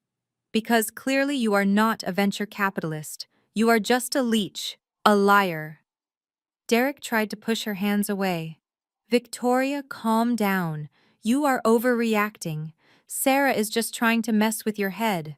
We are a team, remember. We are not a team. Victoria spat the words out. You are a liability. She turned away from him, breathing heavily. She looked at me. Her eyes were filled with tears, but they were angry tears. She was not sad about losing him. She was furious about losing face. She smoothed her hair. She adjusted her blazer. She took a sip of the water Chloe had brought. Then she looked at me with a gaze that was pure steel. Dr. Mitchell, Victoria said, I would like to apologize. I was misled. I was manipulated. I leaned against the heavy mahogany table, crossing my arms. You were. I agreed. But you also chose to believe him. You chose to judge me based on his lies, without ever asking a single question. You chose to treat me like help, until you realized I was power. Victoria flinched. She knew I was right. However, I continued, I am not a cruel woman. I am a just woman. And I have some information in this folder that you need to see. Information about where your campaign funds have actually been going. Derek's eyes widened in terror. Sarah, no. Don't do this. I ignored him. Would you like to see the bank statements, Congresswoman? I asked. Would you like to see how much of your donor money was transferred into a private account under the name Derek Mitchell Consulting? Victoria looked at Derek. Then she looked at the folder. Show me, she said. Derek lunged for the table. No. You can't show her that. That is private. I simply stepped aside and let him crash into the table. I slid the folder toward Victoria. Read it, I said. Victoria opened the folder. As she turned the pages, the silence in the room grew heavier and heavier. It was the sound of a career ending. It was the sound of a relationship dying. And I stood there watching it all happen, feeling absolutely nothing but the cool satisfaction of justice served. The silence in the boardroom was broken only by the crisp sound of pages turning. It was a sound that seemed to slice through the air like a guillotine blade. Victoria Sterling was reading the financial dossier I had placed before her. Her eyes moved from left to right, scanning rows of numbers, dates, and transaction descriptions. With every page she turned, her posture collapsed a little more. The confident congresswoman who had walked in 10 minutes ago was evaporating, leaving behind a woman staring into the abyss of her own ruin. I watched her closely. I knew exactly what she was looking at. I had spent the last night compiling it with my forensic accountant. It was a roadmap of my brother's deception, and it was paved with my money. Derek was sitting with his head in his hands, rocking back and forth slightly. He was mumbling to himself, a low stream of panic that sounded like the prayers of a condemned man. Page 4. Congresswoman. I said, my voice cutting through the quiet. Please look at the entry for November 12th. Victoria stopped turning. Her finger traced the line. Tiffany and Company. She read out loud, her voice barely a whisper. $42,000. I looked at her left hand. The platinum engagement ring was catching the light from the chandelier. It was a stunning piece. A 3-carat oval diamond surrounded by a halo of smaller stones. I had admired it when Derek posted it on Instagram, captioning it, "Nothing but the best for my queen. Hard work pays off. It is a beautiful ring," I said, leaning back in my leather chair. Truly exquisite. Derek has excellent taste. The only problem is that he does not have excellent credit. I stood up and walked slowly to the window, looking out at the city. That charge appeared on my American Express Centurion card. I continued. Derek is an authorized user on that account, strictly for emergencies related to our mother's health care. I suppose he considered your engagement an emergency. Derek jumped up from his chair. I was going to pay you back, Sarah. I was waiting for a deal to close. I just wanted it to be special. I wanted Victoria to have the ring she deserved. Sit down, Derek, Victoria said without looking up from the page. Her voice was flat dead. She turned the page. Page 7. I directed. The trip to Cabo San Lucas, the private villa, the first-class flights. Victoria closed her eyes. I remember that trip. Derek told me he had just sold a tech startup. He said we were celebrating his exit. I turned from the window. He did not sell a tech startup. He sold a lie. That entire week, costing $18,000, was paid for by the Mitchell Family Trust, a trust that I established to pay for our future children's education. Derek emptied the account. Victoria looked up at me. Her eyes were swimming with tears, but beneath the sadness, I saw the dawn of horror. She was realizing that her entire romance, her entire life with this man, was a stolen fantasy. But that is not the worst part, is it, Dr. Mitchell? Victoria asked, holding up the folder. Her hand was shaking. No, I said, walking back to the table. That is just the petty theft. That is just the lifestyle. The real problem, Congresswoman, begins on page 12. I placed my hand on the folder and flipped it open to the back section.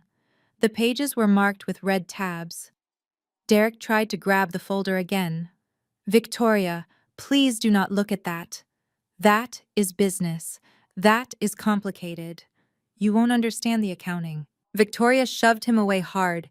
Get off me! She looked at page 12. The color that had been returning to her face vanished instantly, leaving her looking gray and ill. DM Consulting, she read. Donation to Friends of Victoria Sterling. Maximum individual contribution, $3,300. She scanned down the list. DM Strategic Partners. Donation to the Sterling Super PAC. $50,000. She looked up at me, terror etched into every line of her face. I do not understand, Victoria whispered. Derek told me these were his business partners. He told me he was fundraising for me. He said he was bundling donations from his network of investors. I shook my head slowly. There is no network, Victoria. There are no investors. DM Consulting is a shell company. DM Strategic Partners is a bank account with a zero balance until 2 days before those donations were made. I leaned in close, my voice dropping to a conspiratorial whisper. 2 days before those donations were made, I transferred $55,000 into Derek's personal account to pay for repairs on our mother's house and to cover a tax bill he claimed he owed. He did not pay the taxes. He did not fix the roof. He funneled the money into shell companies and donated it to your campaign. The room went dead silent. Do you know what that is called, Congresswoman? I asked. Victoria put her hand over her mouth. She knew. Of course she knew.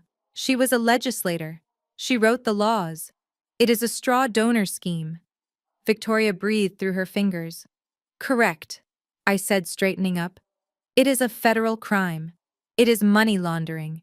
And it is a violation of campaign finance laws that carries a mandatory prison sentence. I looked at Derek, who was now weeping openly, tears streaming down his face onto his expensive suit. You are not just engaged to a liar, Victoria, I said mercilessly. You are the beneficiary of illegal campaign funds. You are laundering my stolen money to buy yourself a seat in Congress. I did not know. Victoria gasped, standing up so fast her chair tipped over backward with a loud crash. I swear to God, Dr. Mitchell, I did not know. He told me it was legitimate. He told me he verified the sources. Ignorance is not a defense in the eyes of the Federal Election Commission, I said coldly. And it certainly is not a defense in the court of public opinion. Imagine the headlines tomorrow. Congresswoman funded by embezzlement. Sterling campaign built on stolen family trust. No. Victoria grabbed her hair, pacing frantically in a small circle. No, no, no. This cannot be happening. This destroys everything. I will be disbarred. I will be forced to resign. I will go to jail. She stopped pacing and looked at Derek. You killed me, she whispered. You didn't just lie to me, Derek. You killed my career. You made me a criminal. Derek looked up, his eyes red and swollen. I was trying to help you. I wanted you to win. I wanted to be the husband of a congresswoman. I thought if I could just get you elected, we could pay it all back. We would be powerful. We would be untouchable. You idiot! Victoria screamed. Her composure shattered completely. She grabbed a heavy crystal glass from the table and hurled it at the wall. It shattered into 1,000 pieces, showering the expensive carpet with shards of glass. There is no paying it back. This is a felony, Derek. A felony. She turned to me. She looked small now. The power suit seemed too big for her. The pearls seemed like a noose. Dr. Mitchell. Victoria pleaded, her voice cracking. Sarah, please, you have to believe me. I am a victim here too. I had no idea he was stealing from you. I will return the money. I will liquidate my assets. I will return the ring. Just please do not go to the authorities. Do not release this file. I looked at her. I saw a woman who had come into my house to use me and was now begging me to save her. I picked up the folder. I tapped it thoughtfully against my chin.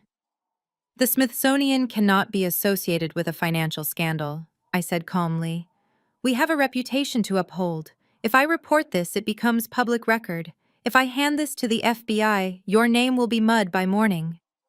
Victoria was weeping now, hands clasped in prayer. Please, I will do anything. I walked back to my desk and sat down. I am not interested in destroying you, Victoria. You are just collateral damage in my brother's ego trip. But I cannot allow my money to fund your political ambitions, and I certainly cannot allow my brother to continue living a lie at my expense. I opened the drawer and pulled out a single sheet of paper. "This is a confession," I said, sliding it across the polished mahogany. "It states that Derek Mitchell acted alone without your knowledge. It states that you will immediately return all illegal donations and cooperate with any internal audit I choose to conduct." Victoria snatched the paper. She didn't even read it. She grabbed a pen from the table, and, I added before she could sign, "It states that you are terminating your relationship with Derek Mitchell effectively immediately. Because frankly, Congresswoman, if you stay with him after this, you are not a victim. You are an accomplice." Victoria looked at Derek. He was looking at her with pathetic hope. "Babe, don't sign it. We can fight this. We are a power couple, remember?" Victoria looked at the pen. Then she looked at the man who had bought her a ring with his sister's credit card. She didn't hesitate. She signed the paper with a vicious scratch of the pen. She dropped the pen. She looked at Derek with eyes that were as cold as the grave. "We are done, Derek," she said, and then she looked at me. "What do I do now?" I checked my watch. "Now," I said. "You get out of my office. You have an election to lose. And Derek, you stay. We have not even discussed the car yet." Victoria Sterling stared at the single sheet of paper lying on the mahogany table. The ink of her signature was still wet. It was a confession. It was a plea deal. But most importantly, it was a lifeline. She looked at the paper as if it were a raft in the middle of a stormy ocean, and she was the only survivor clinging to it. I stood by the window watching the gears turn in her head. I could practically hear the calculations being made. Victoria was a politician down to her bone marrow. She was trained to assess risk. She was trained to cut loose dead weight when the polls dropped. And right now, the man standing next to her was not just dead weight. He was a radioactive anchor dragging her down to the bottom of the Potomac. Derek was oblivious to the shift in the atmosphere. He was still trying to salvage the wreckage of his fantasy. He reached out and touched Victoria's arm. His fingers were shaking. "Babe, listen to me," Derek pleaded, his voice cracking with desperation. "It is just a piece of paper. It does not mean anything. Sarah is bluffing. She won't go to the press. She is family. She would never hurt the family name. We can fix this. I will sell the car. I will talk to my crypto guys. I will get the money back." Victoria did not look at him. She was looking at me. Her eyes were searching my face, looking for any sign of weakness. Any sign of the sister who used to bail him out. She found none. "Dr. Mitchell," Victoria said, her voice steadying, "if I walk out of here today, if I dissolve the engagement, if I return every cent of the donations, will you guarantee your silence?" I walked back to the desk. I picked up the heavy financial dossier. I held it up. "This file stays in my safe, Congresswoman, as long as you keep your end of the bargain. But let me be perfectly clear about what that bargain entails." I took a step closer to them. "It is not just about the money, Victoria. It is about the optics. It is about the narrative. If you stay with him, you are endorsing him. You are endorsing the man who embezzled $50,000 from a children's charity fund to buy you that limited edition Hermes Birkin bag sitting on the chair right there." Victoria flinched. She looked at the orange leather bag she had carried in so proudly. It was sitting on a velvet chair, looking suddenly obscene. "Yes," I continued mercilessly. "That bag cost $12,000. The money came from the museum's inner-city literacy grant. My brother took books out of the hands of children so you could carry your lipstick in style." Victoria's face twisted in disgust. She looked at the bag as if it were covered in blood. "And the private jet to Miami," I added. "That was funded by the maintenance budget for our HVAC system. If the air conditioning fails in the archives this summer and history rots, it will be because you needed a weekend getaway." "Stop," Victoria whispered. "Please stop. I will not stop." I said, my voice hard as diamonds. "Because you need to understand who you are sleeping with. You are sleeping with a parasite who feeds on the goodwill of others. And if you walk out of those doors with him holding his hand, you are telling the world that you are okay with stealing from children to feed your vanity." I paused, letting the silence stretch. So here is the ultimatum. You walk out of here alone and you survive. You keep your seat in Congress. You spin this as a tragic betrayal by a man you trusted. Or you walk out with him and I release this file to the Washington Post within the hour. I looked at my watch. You have 60 seconds to decide. Derek let out a strangled sound. Sarah, you can't do this. We are blood. Mom will never forgive you. I ignored him. I kept my eyes on Victoria. Victoria closed her eyes. She took a deep breath, inhaling the scent of the expensive lilies and the underlying smell of disaster. When she opened them, the fear was gone. It was replaced by a cold reptilian clarity. She turned to Derek. She looked him up and down. She looked at the Italian suit that fit him a little too tightly. She looked at the sweat staining his collar. She looked at the hole in his sock. For the first time, she saw him not as the venture capitalist or the power broker, but as the fraud he was. She saw the desperation. She saw the weakness. Derek, she said quietly. Yes, babe. Derek stepped forward, hope flaring in his eyes. I am here. We can do this. We are a team. Give me your hand, she said. Derek smiled, a wide, relieved smile that showed all his teeth. He reached out his hand. See? I knew you would stand by me. Love conquers all right. Victoria looked at his hand. Then she looked at her own left hand. The hand that bore the 3-carat diamond ring. The ring bought with my credit card. The ring that was a felony wrapped in platinum. She reached for the ring. Derek's smile faltered. What are you doing? Victoria gripped the diamond. She twisted it. It was tight on her finger, but she didn't care. She pulled.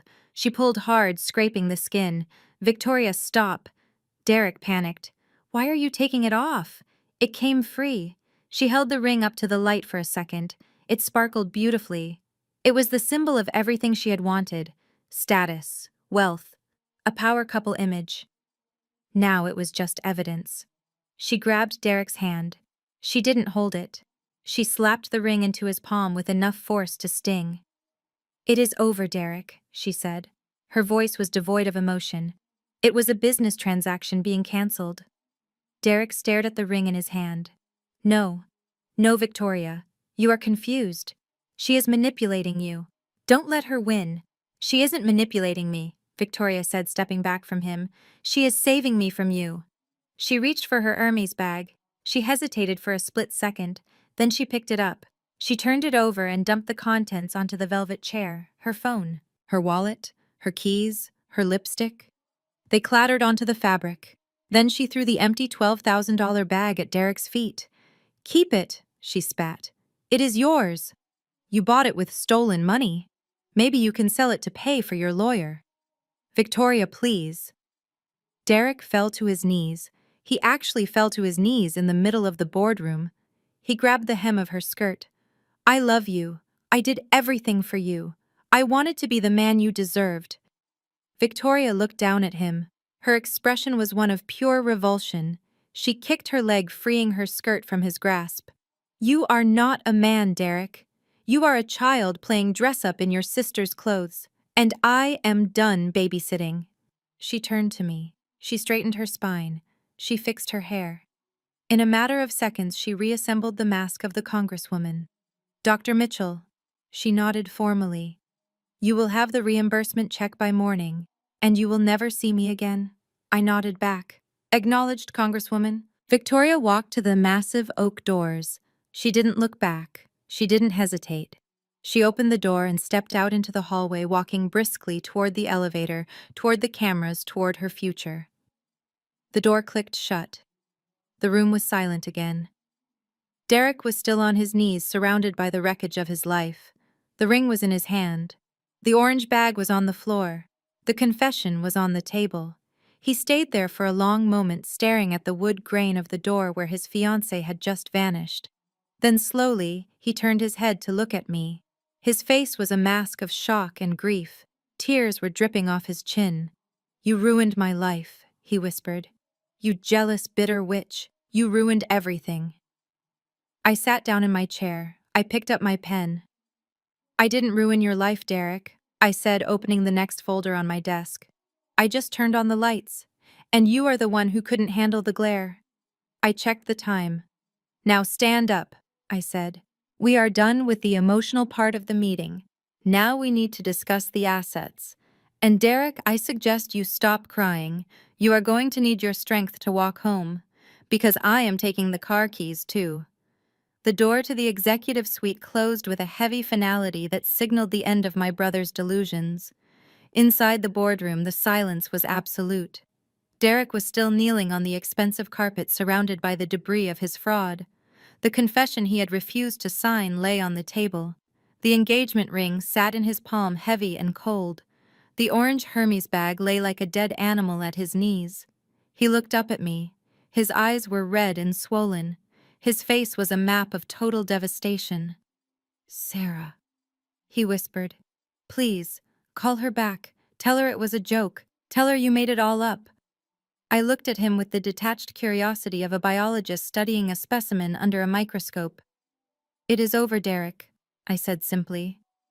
I pressed the button on my desk phone. "Raymond, I need a security escort in the boardroom immediately. Please remove Mr. Mitchell from the premises, and Raymond use the freight elevator. He does not have clearance for the VIP exit anymore." Derek scrambled to his feet.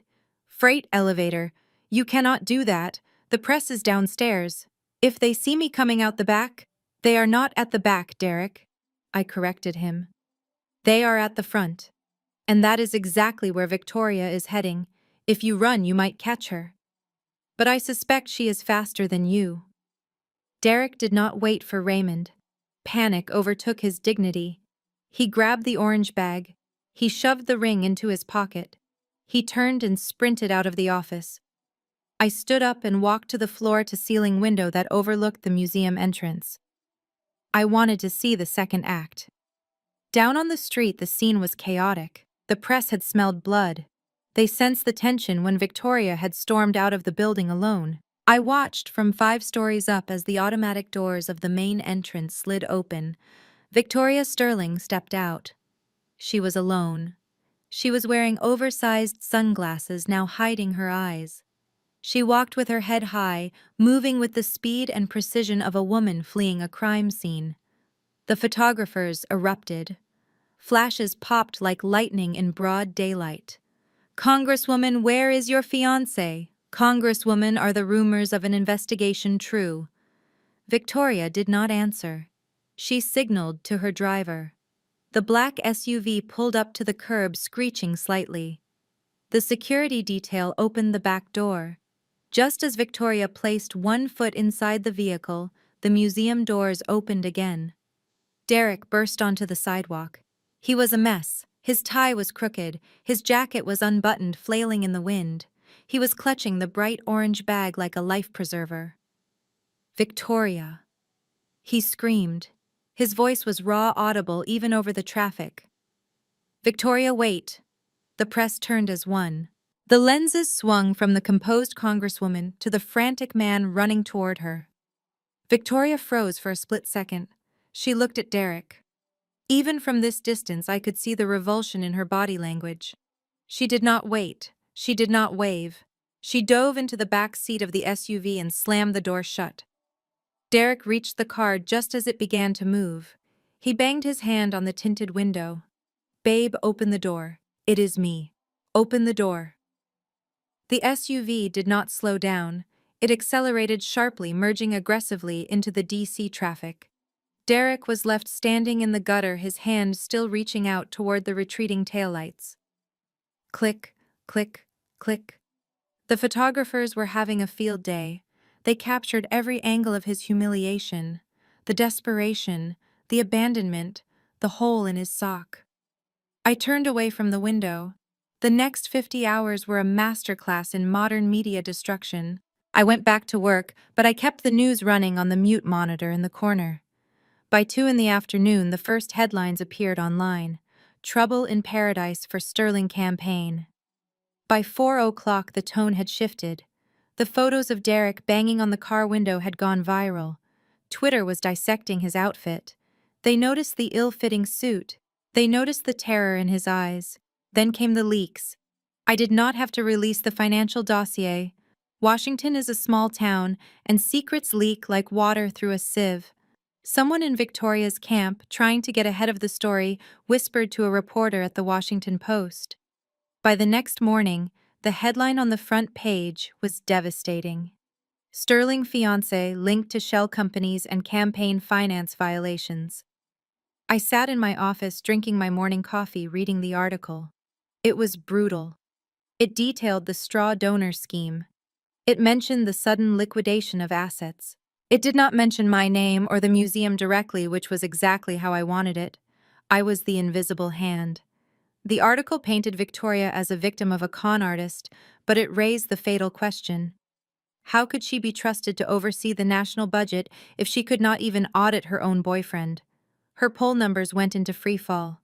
At noon on the second day, Victoria called a press conference. I watched it live from my tablet. She stood at a podium draped in American flags. She wore a modest gray suit. No jewelry, no engagement ring. She looked solemn, contrite, and fierce. My fellow Americans. Victoria began, her voice steady. Yesterday I made the difficult decision to end my engagement to Derek Mitchell. She paused for effect. The camera zoomed in on her face.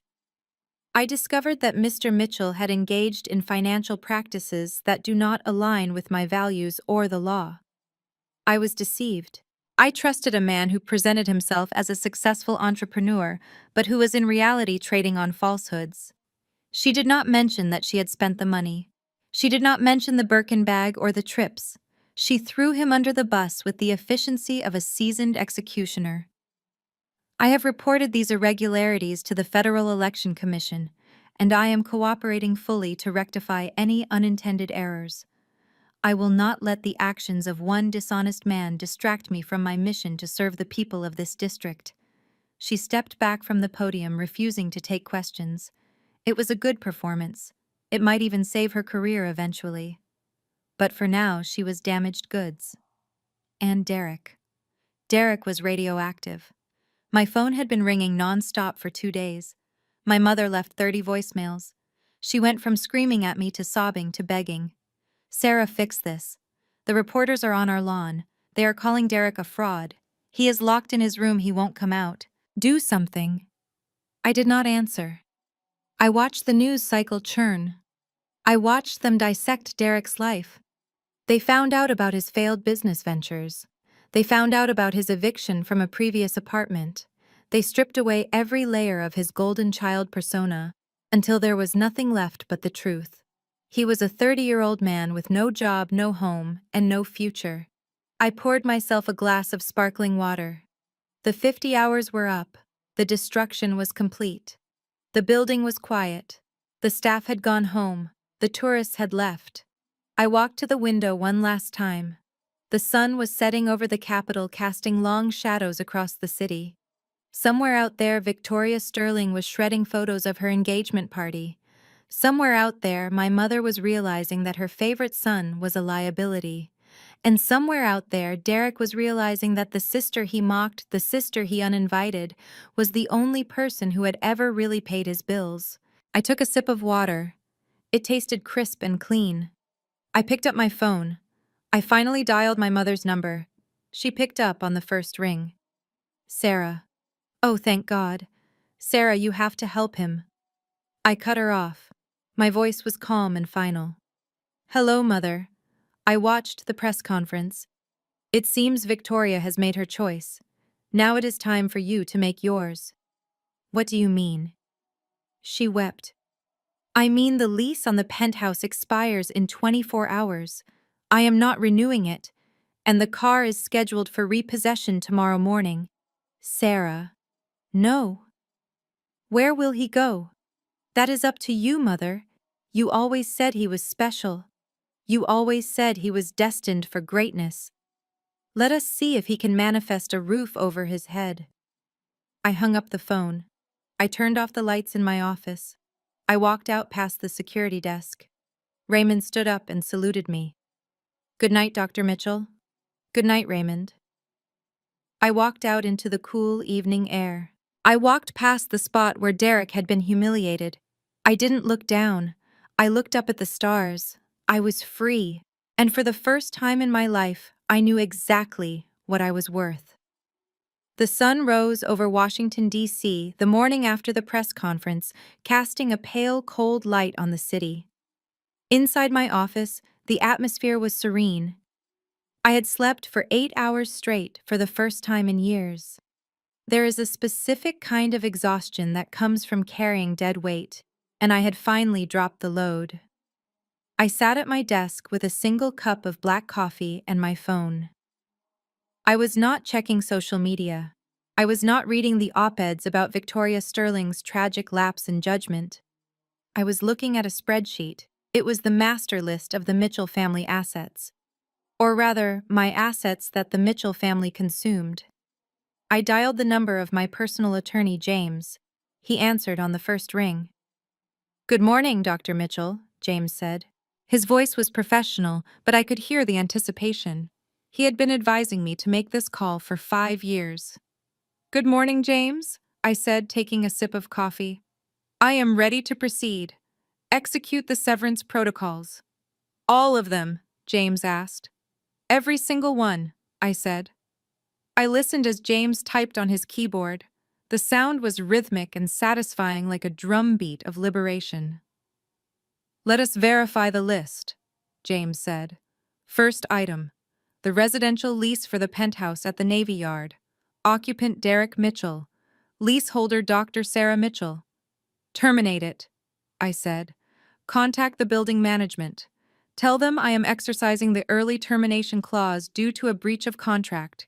Inform them that the occupant is unauthorized as of this morning." "Done," James said. "Next item. The 2023 Porsche Panamera. Leased in your name.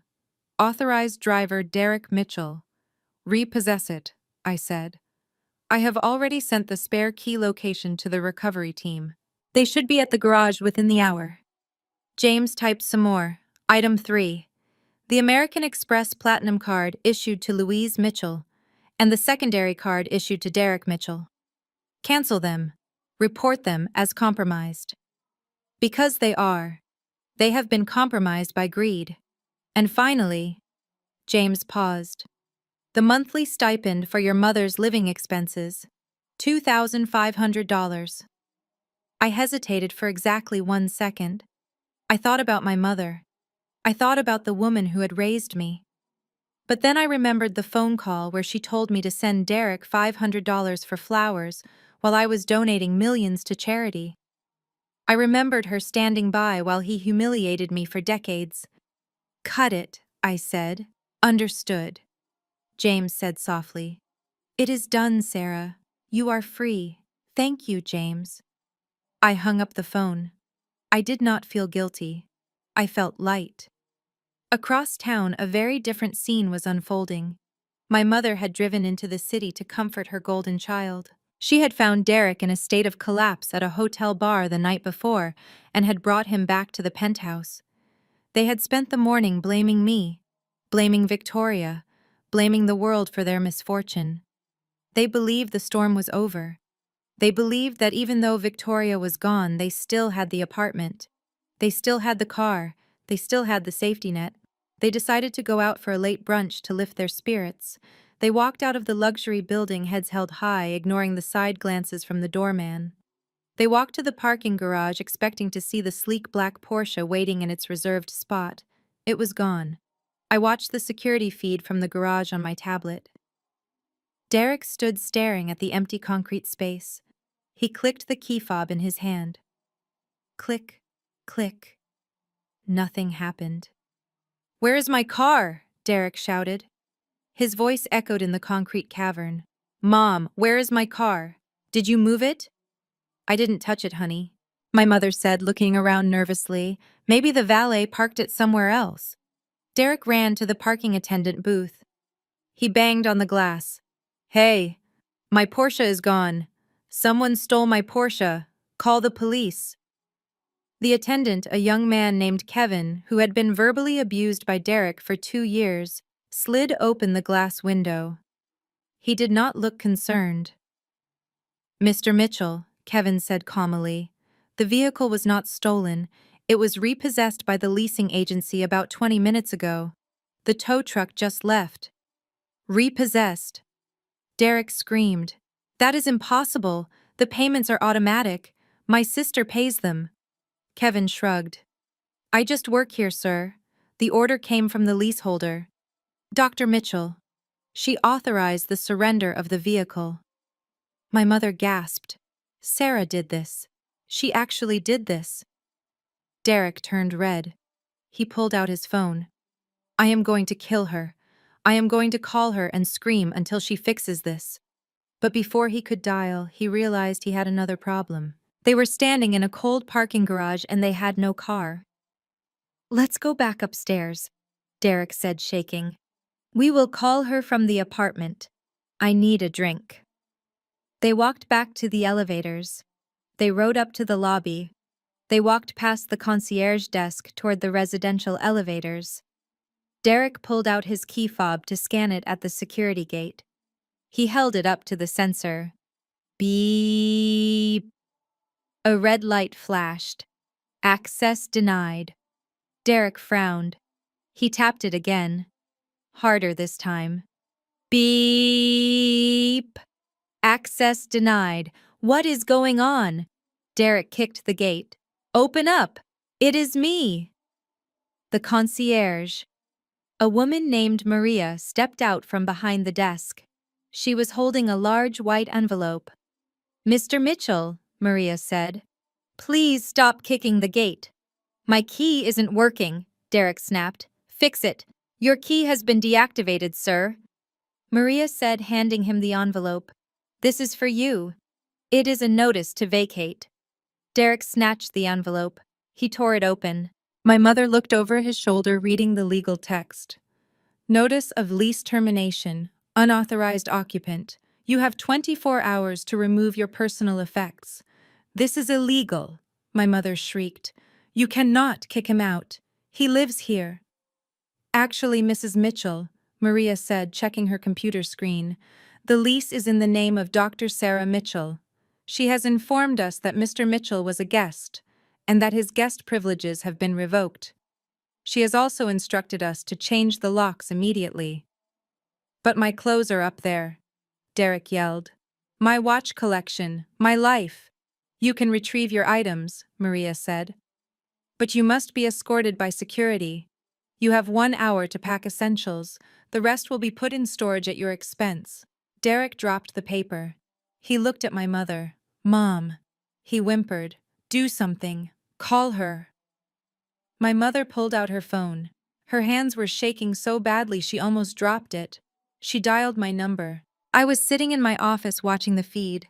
I saw the phone ring. I let it ring twice. Then I picked up. Hello, Mother. Sarah. My mother screamed. Her voice was so loud I had to hold the phone away from my ear. Sarah, have you lost your mind? They took the car. They locked us out of the apartment. Derek is on the street, Sarah. He is on the street. I know, I said calmly. I authorized it. How could you? She sobbed. He is your brother. He is flesh and blood. He is going through the worst breakup of his life. He needs support. He needs family. And you are stripping him naked. You are cruel. You are evil. I took a deep breath. I am not evil, Mother. I am accounting. What does that mean? She yelled. It means the books are closed, I said. For 10 years I have paid for his lifestyle. I paid for the apartment because you said he needed a safe space to launch his business. I paid for the car because you said he needed to look successful to be successful. I paid for your credit cards because I wanted you to be comfortable. And what did I get in return?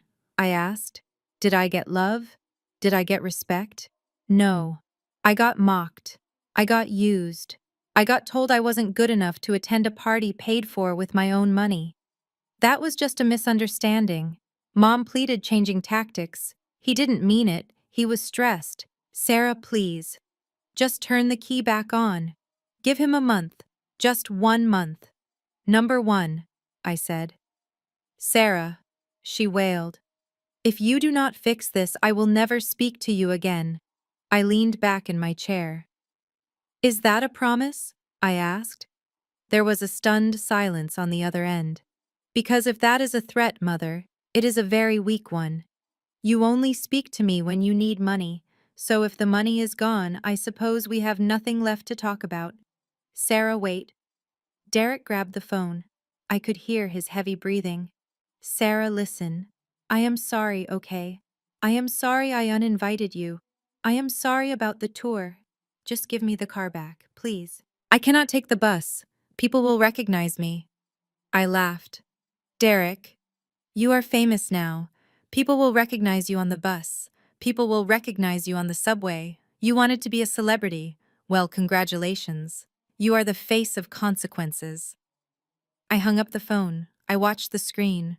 Derek stared at the phone in his hand. He looked at the concierge. He looked at the locked gate. Then he sank to the floor of the lobby. He put his head in his hands and began to weep. Not the fake tears he used to get his way, but real ugly tears of a man who realized the ride was finally over. My mother stood over him, patting his shoulder, looking around for someone to blame. But there was no one left. I turned off the tablet. I stood up and walked to the door of my office. Chloe was waiting there with a stack of files. Dr. Mitchell, she said. The board is ready for the quarterly review. I smiled. Let's go, Chloe. I have never been more ready in my life. The phone in my hand felt heavy, not because of its weight, but because of the history attached to the number flashing on the screen. It was my mother. For 34 years, that ringtone had triggered a Pavlovian response in me. It used to make me anxious. It used to make me desperate to please. It used to make me reach for my wallet before I even said hello. But today, as I sat in the silence of my executive suite, watching the security feed of my mother and brother, having a meltdown in the lobby of a building I owned, the ringtone sounded different. It sounded like the dying gasp of a parasite that had finally been detached from its host. I swiped green. I brought the phone to my ear. I did not say hello. I just listened. Sarah! My mother's voice was a weaponized shriek that distorted the speaker. You open this gate right now. Do you hear me? You tell this incompetent concierge to reactivate the key fob. Derek is sitting on the cold marble floor. He is sobbing, Sarah. He is having a panic attack. How can you be so heartless? I leaned back in my chair, swiveling slightly so I could see the Washington Monument piercing the sky. I am not being heartless, Mother. I said, my voice low and steady. I am being a landlord. And as a landlord, I have a strict policy against tenants who use my property to run illegal shell companies. Stop talking like a lawyer, she screamed. We are not tenants. We are family. I gave birth to you. I raised you. I wiped your nose and paid for your braces. And this is how you repay me, by throwing your brother out on the street like a dog. I closed my eyes for a second, letting the familiar guilt wash over me. She always used the braces. It was her favorite trump card. The $2,000 she spent on my teeth in 1998 was apparently a lifetime debt that could never be repaid. I repaid you, Mother, I said, opening my eyes. I repaid you when I bought the house you live in. I repaid you when I covered your medical bills. I repaid you when I funded Derek's failed record label, his failed crypto mining rig, and his failed lifestyle brand. The ledger is balanced. In fact, you are overdrawn. You are keeping score. She scoffed. That is your problem, Sarah. You have always been cold. You calculate everything. You think money buys love. No, I corrected her. You think money buys love. That is why you only call me when you need a transfer. That is why you ignored me for 2 weeks when I wouldn't buy Derek a new laptop, but called me 5 times a day when you wanted the down payment for the penthouse. That is a lie. She argued, but her voice wavered. We love you. Derek loves you. He has a different way of showing it. He is under a lot of pressure. He is a sensitive soul, Sarah. He is not like you. He wasn't built for the grind. He needs support. I looked at the screen. Derek was wiping his nose on the sleeve of his designer suit jacket. The jacket I paid for. He is 30 years old, Mother, I said. He is a grown man. And do you know why he wasn't built for the grind? Because you never let him grind. You carried him. And when you got tired of carrying him, you forced me to pick him up. I am done carrying him. Sarah, please. Her voice cracked, shifting from anger to begging.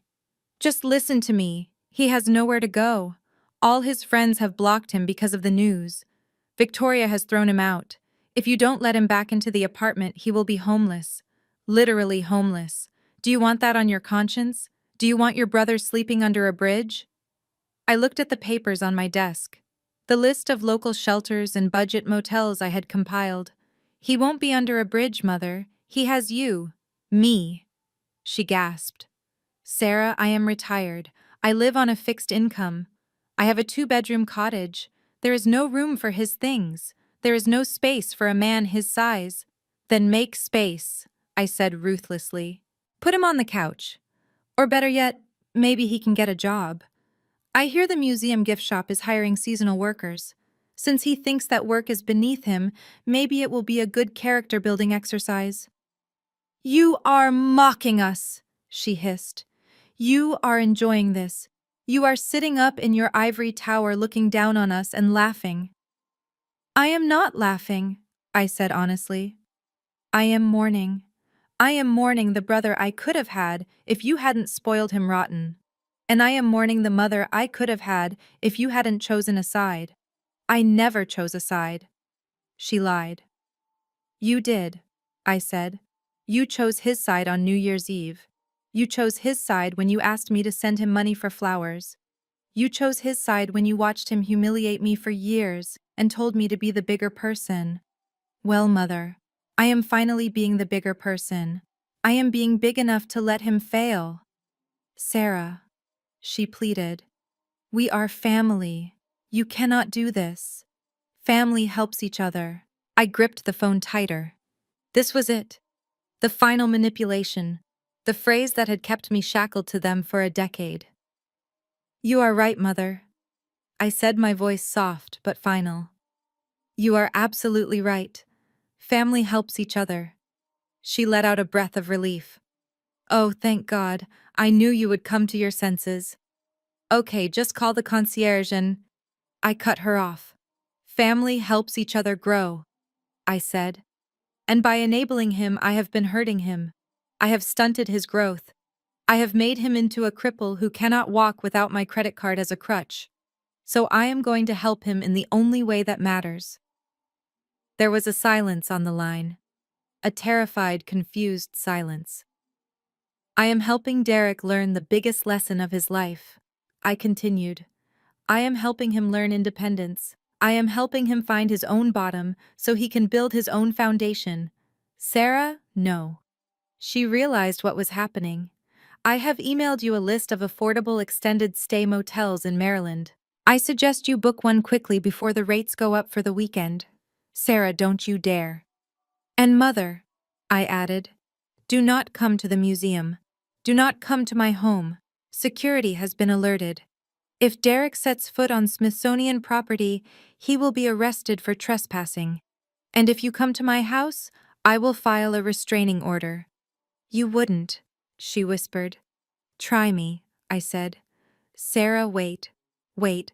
I love you. I paused. It was the first time she had said those words without a request attached in years. But it was too late. The words felt hollow like a counterfeit coin. Good luck at the motel, Mother. I hope Derek learns to fold his own towels. I pulled the phone away from my ear. I could hear her screaming my name, tiny and tinny against the air. Sarah. Sarah, please. I pressed the red button. The line went dead. I looked at the security feed one last time. I saw my mother stare at her phone in disbelief. I saw her turn to Derek and shake her head. I saw Derek throw his head back and scream a silent scream of rage at the ceiling. Then I reached out and turned off the tablet. The screen went black. The silence in my office was profound. It wasn't lonely. It was peaceful. It was the sound of a heavy burden being set down after a long, long hike. I stood up and walked to the door. Chloe was waiting for me. She looked at my face and she knew. She didn't ask. She just handed me my schedule for the afternoon. "Dr. Mitchell," she said. "The board of directors is waiting in the main conference room." I straightened my jacket. I touched the diamond brooch on my lapel. "Let's go, Chloe," I said. "I have a museum to run." I walked down the hallway, my heels clicking on the marble, a steady rhythm of power and purpose. I didn't look back. I didn't check my phone. I just walked forward into a future that was finally entirely my own. The walk down the corridor to the main conference room felt different that afternoon. For years I had walked these halls with a heavy invisible weight on my shoulders. I had walked them wondering if my phone would ring with another crisis. I had walked them worrying if my credit card would be declined because my brother had decided to buy bottle service at a club. I had walked them feeling like an imposter in my own life, because the people who were supposed to know me best treated me like I was nothing. But today, my steps were light. The marble floor seemed to carry me forward effortlessly. I looked at the portraits of civil rights leaders on the walls. I looked at the faces of men and women who had fought for dignity. I realized that my personal battle was small compared to theirs, but it was a battle for dignity nonetheless. And I had won. Chloe opened the double doors for me. Inside, the 12 members of the board of directors were already seated. These were captains of industry. They were philanthropists. They were scholars. When I walked in, they did not look at me with pity. They did not look at me with judgment. They stood up. "Dr. Mitchell," the chairman said, smiling warmly. "We heard about the swift action you took regarding the potential conflict of interest with the Sterling campaign. We wanted to commend you. Protecting the integrity of this institution is paramount, and you put the museum before personal relationships. That is rare leadership." I nodded, taking my seat at the head of the table. "Thank you, Mr. Chairman," I said. "The reputation of this museum is not just my job. It is my legacy. I will not let anyone tarnish it." The meeting lasted for 2 hours. We discussed budgets. We discussed upcoming exhibits. We discussed the future. For the first time in a decade, my mind did not wander. I was not calculating how to pay for my mother's roof repairs while discussing $1 million acquisition. I was fully present. I was sharp. I was brilliant. When the meeting adjourned, the sun was beginning to set over Washington, D.C. The board members shook my hand one by one, offering words of respect. I watched them leave. I was the last one left in the room. I walked out to the private terrace that adjoined the conference room. The air was crisp and cool. Below me, the city was transitioning from the business of the day to the energy of the night. Traffic moved in ribbons of red and white light. To my left, the Washington Monument stood like a sentinel. To my right, the Capitol dome glowed against the darkening sky. Somewhere in that city, Victoria Sterling was drafting her resignation from the committee.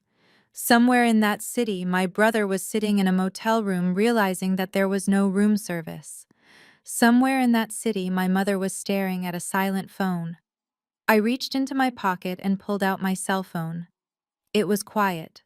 For the first time in my adult life, there were no missed calls, there were no frantic texts, there were no demands. I walked to the edge of the railing and looked out at the horizon. I thought about the names they had called me. Boring, plain, the shadow.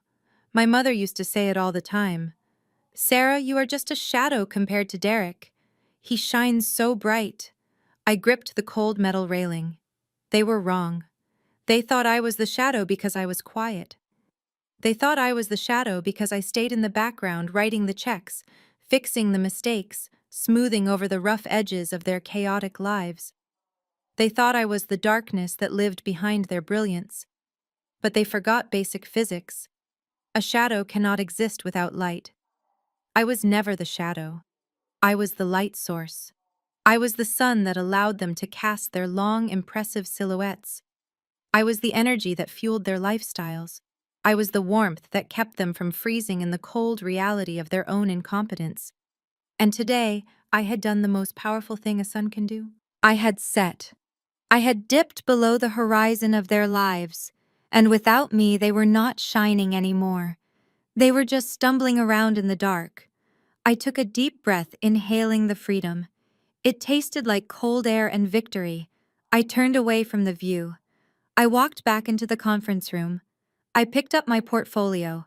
I walked out past the security desk. Raymond was there checking the monitors. "Good night, Dr. Mitchell," he said. "Good night, Raymond." I smiled. And Raymond, "Yes, ma'am. If anyone calls for me tomorrow, anyone at all from the Mitchell family, tell them the director is unavailable. Indefinitely." "Understood, Director." I walked out the automatic doors onto Constitution Avenue. The wind caught my coat. I buttoned it up. I didn't call a driver. I decided to walk. I wanted to feel the pavement under my feet. I wanted to walk home to a house that was quiet and clean and mine. I was not Sarah the sister. I was not Sarah the daughter. I was not Sarah the gift shop girl. I was Dr. Sarah Mitchell. And my life was just beginning. This story is a reminder to every single person listening. You are not defined by the people who share your DNA. You are defined by what you tolerate. If you are being used, if you are being minimized, if you are being treated like an ATM machine instead of a human being, it is time to close the account. It hurts to cut them off. It hurts to walk away. But the pain of freedom is so much better than the pain of suffocation. Have you ever had a family member who only called you when they needed something? Have you ever felt like you were funding a lifestyle that mocked you? How did you handle it? Did you stay silent to keep the peace? Or did you finally burn the bridge to save yourself? I want to hear your stories. I want to know how you found your freedom. Leave a comment below. Share your truth. Because your story might be the key that unlocks someone else's cage. Thank you for listening, and remember, you are the sun. You. Do not let anyone treat you like a shadow. The most profound lesson from Sarah's journey is that generosity without boundaries is self-destruction. We often confuse being a good family member with being a doormat. Sarah believed that by funding her family's lifestyle, she was buying their love, or at least their respect. But in reality, she was only purchasing their contempt. True power comes when you realize that no is a complete sentence.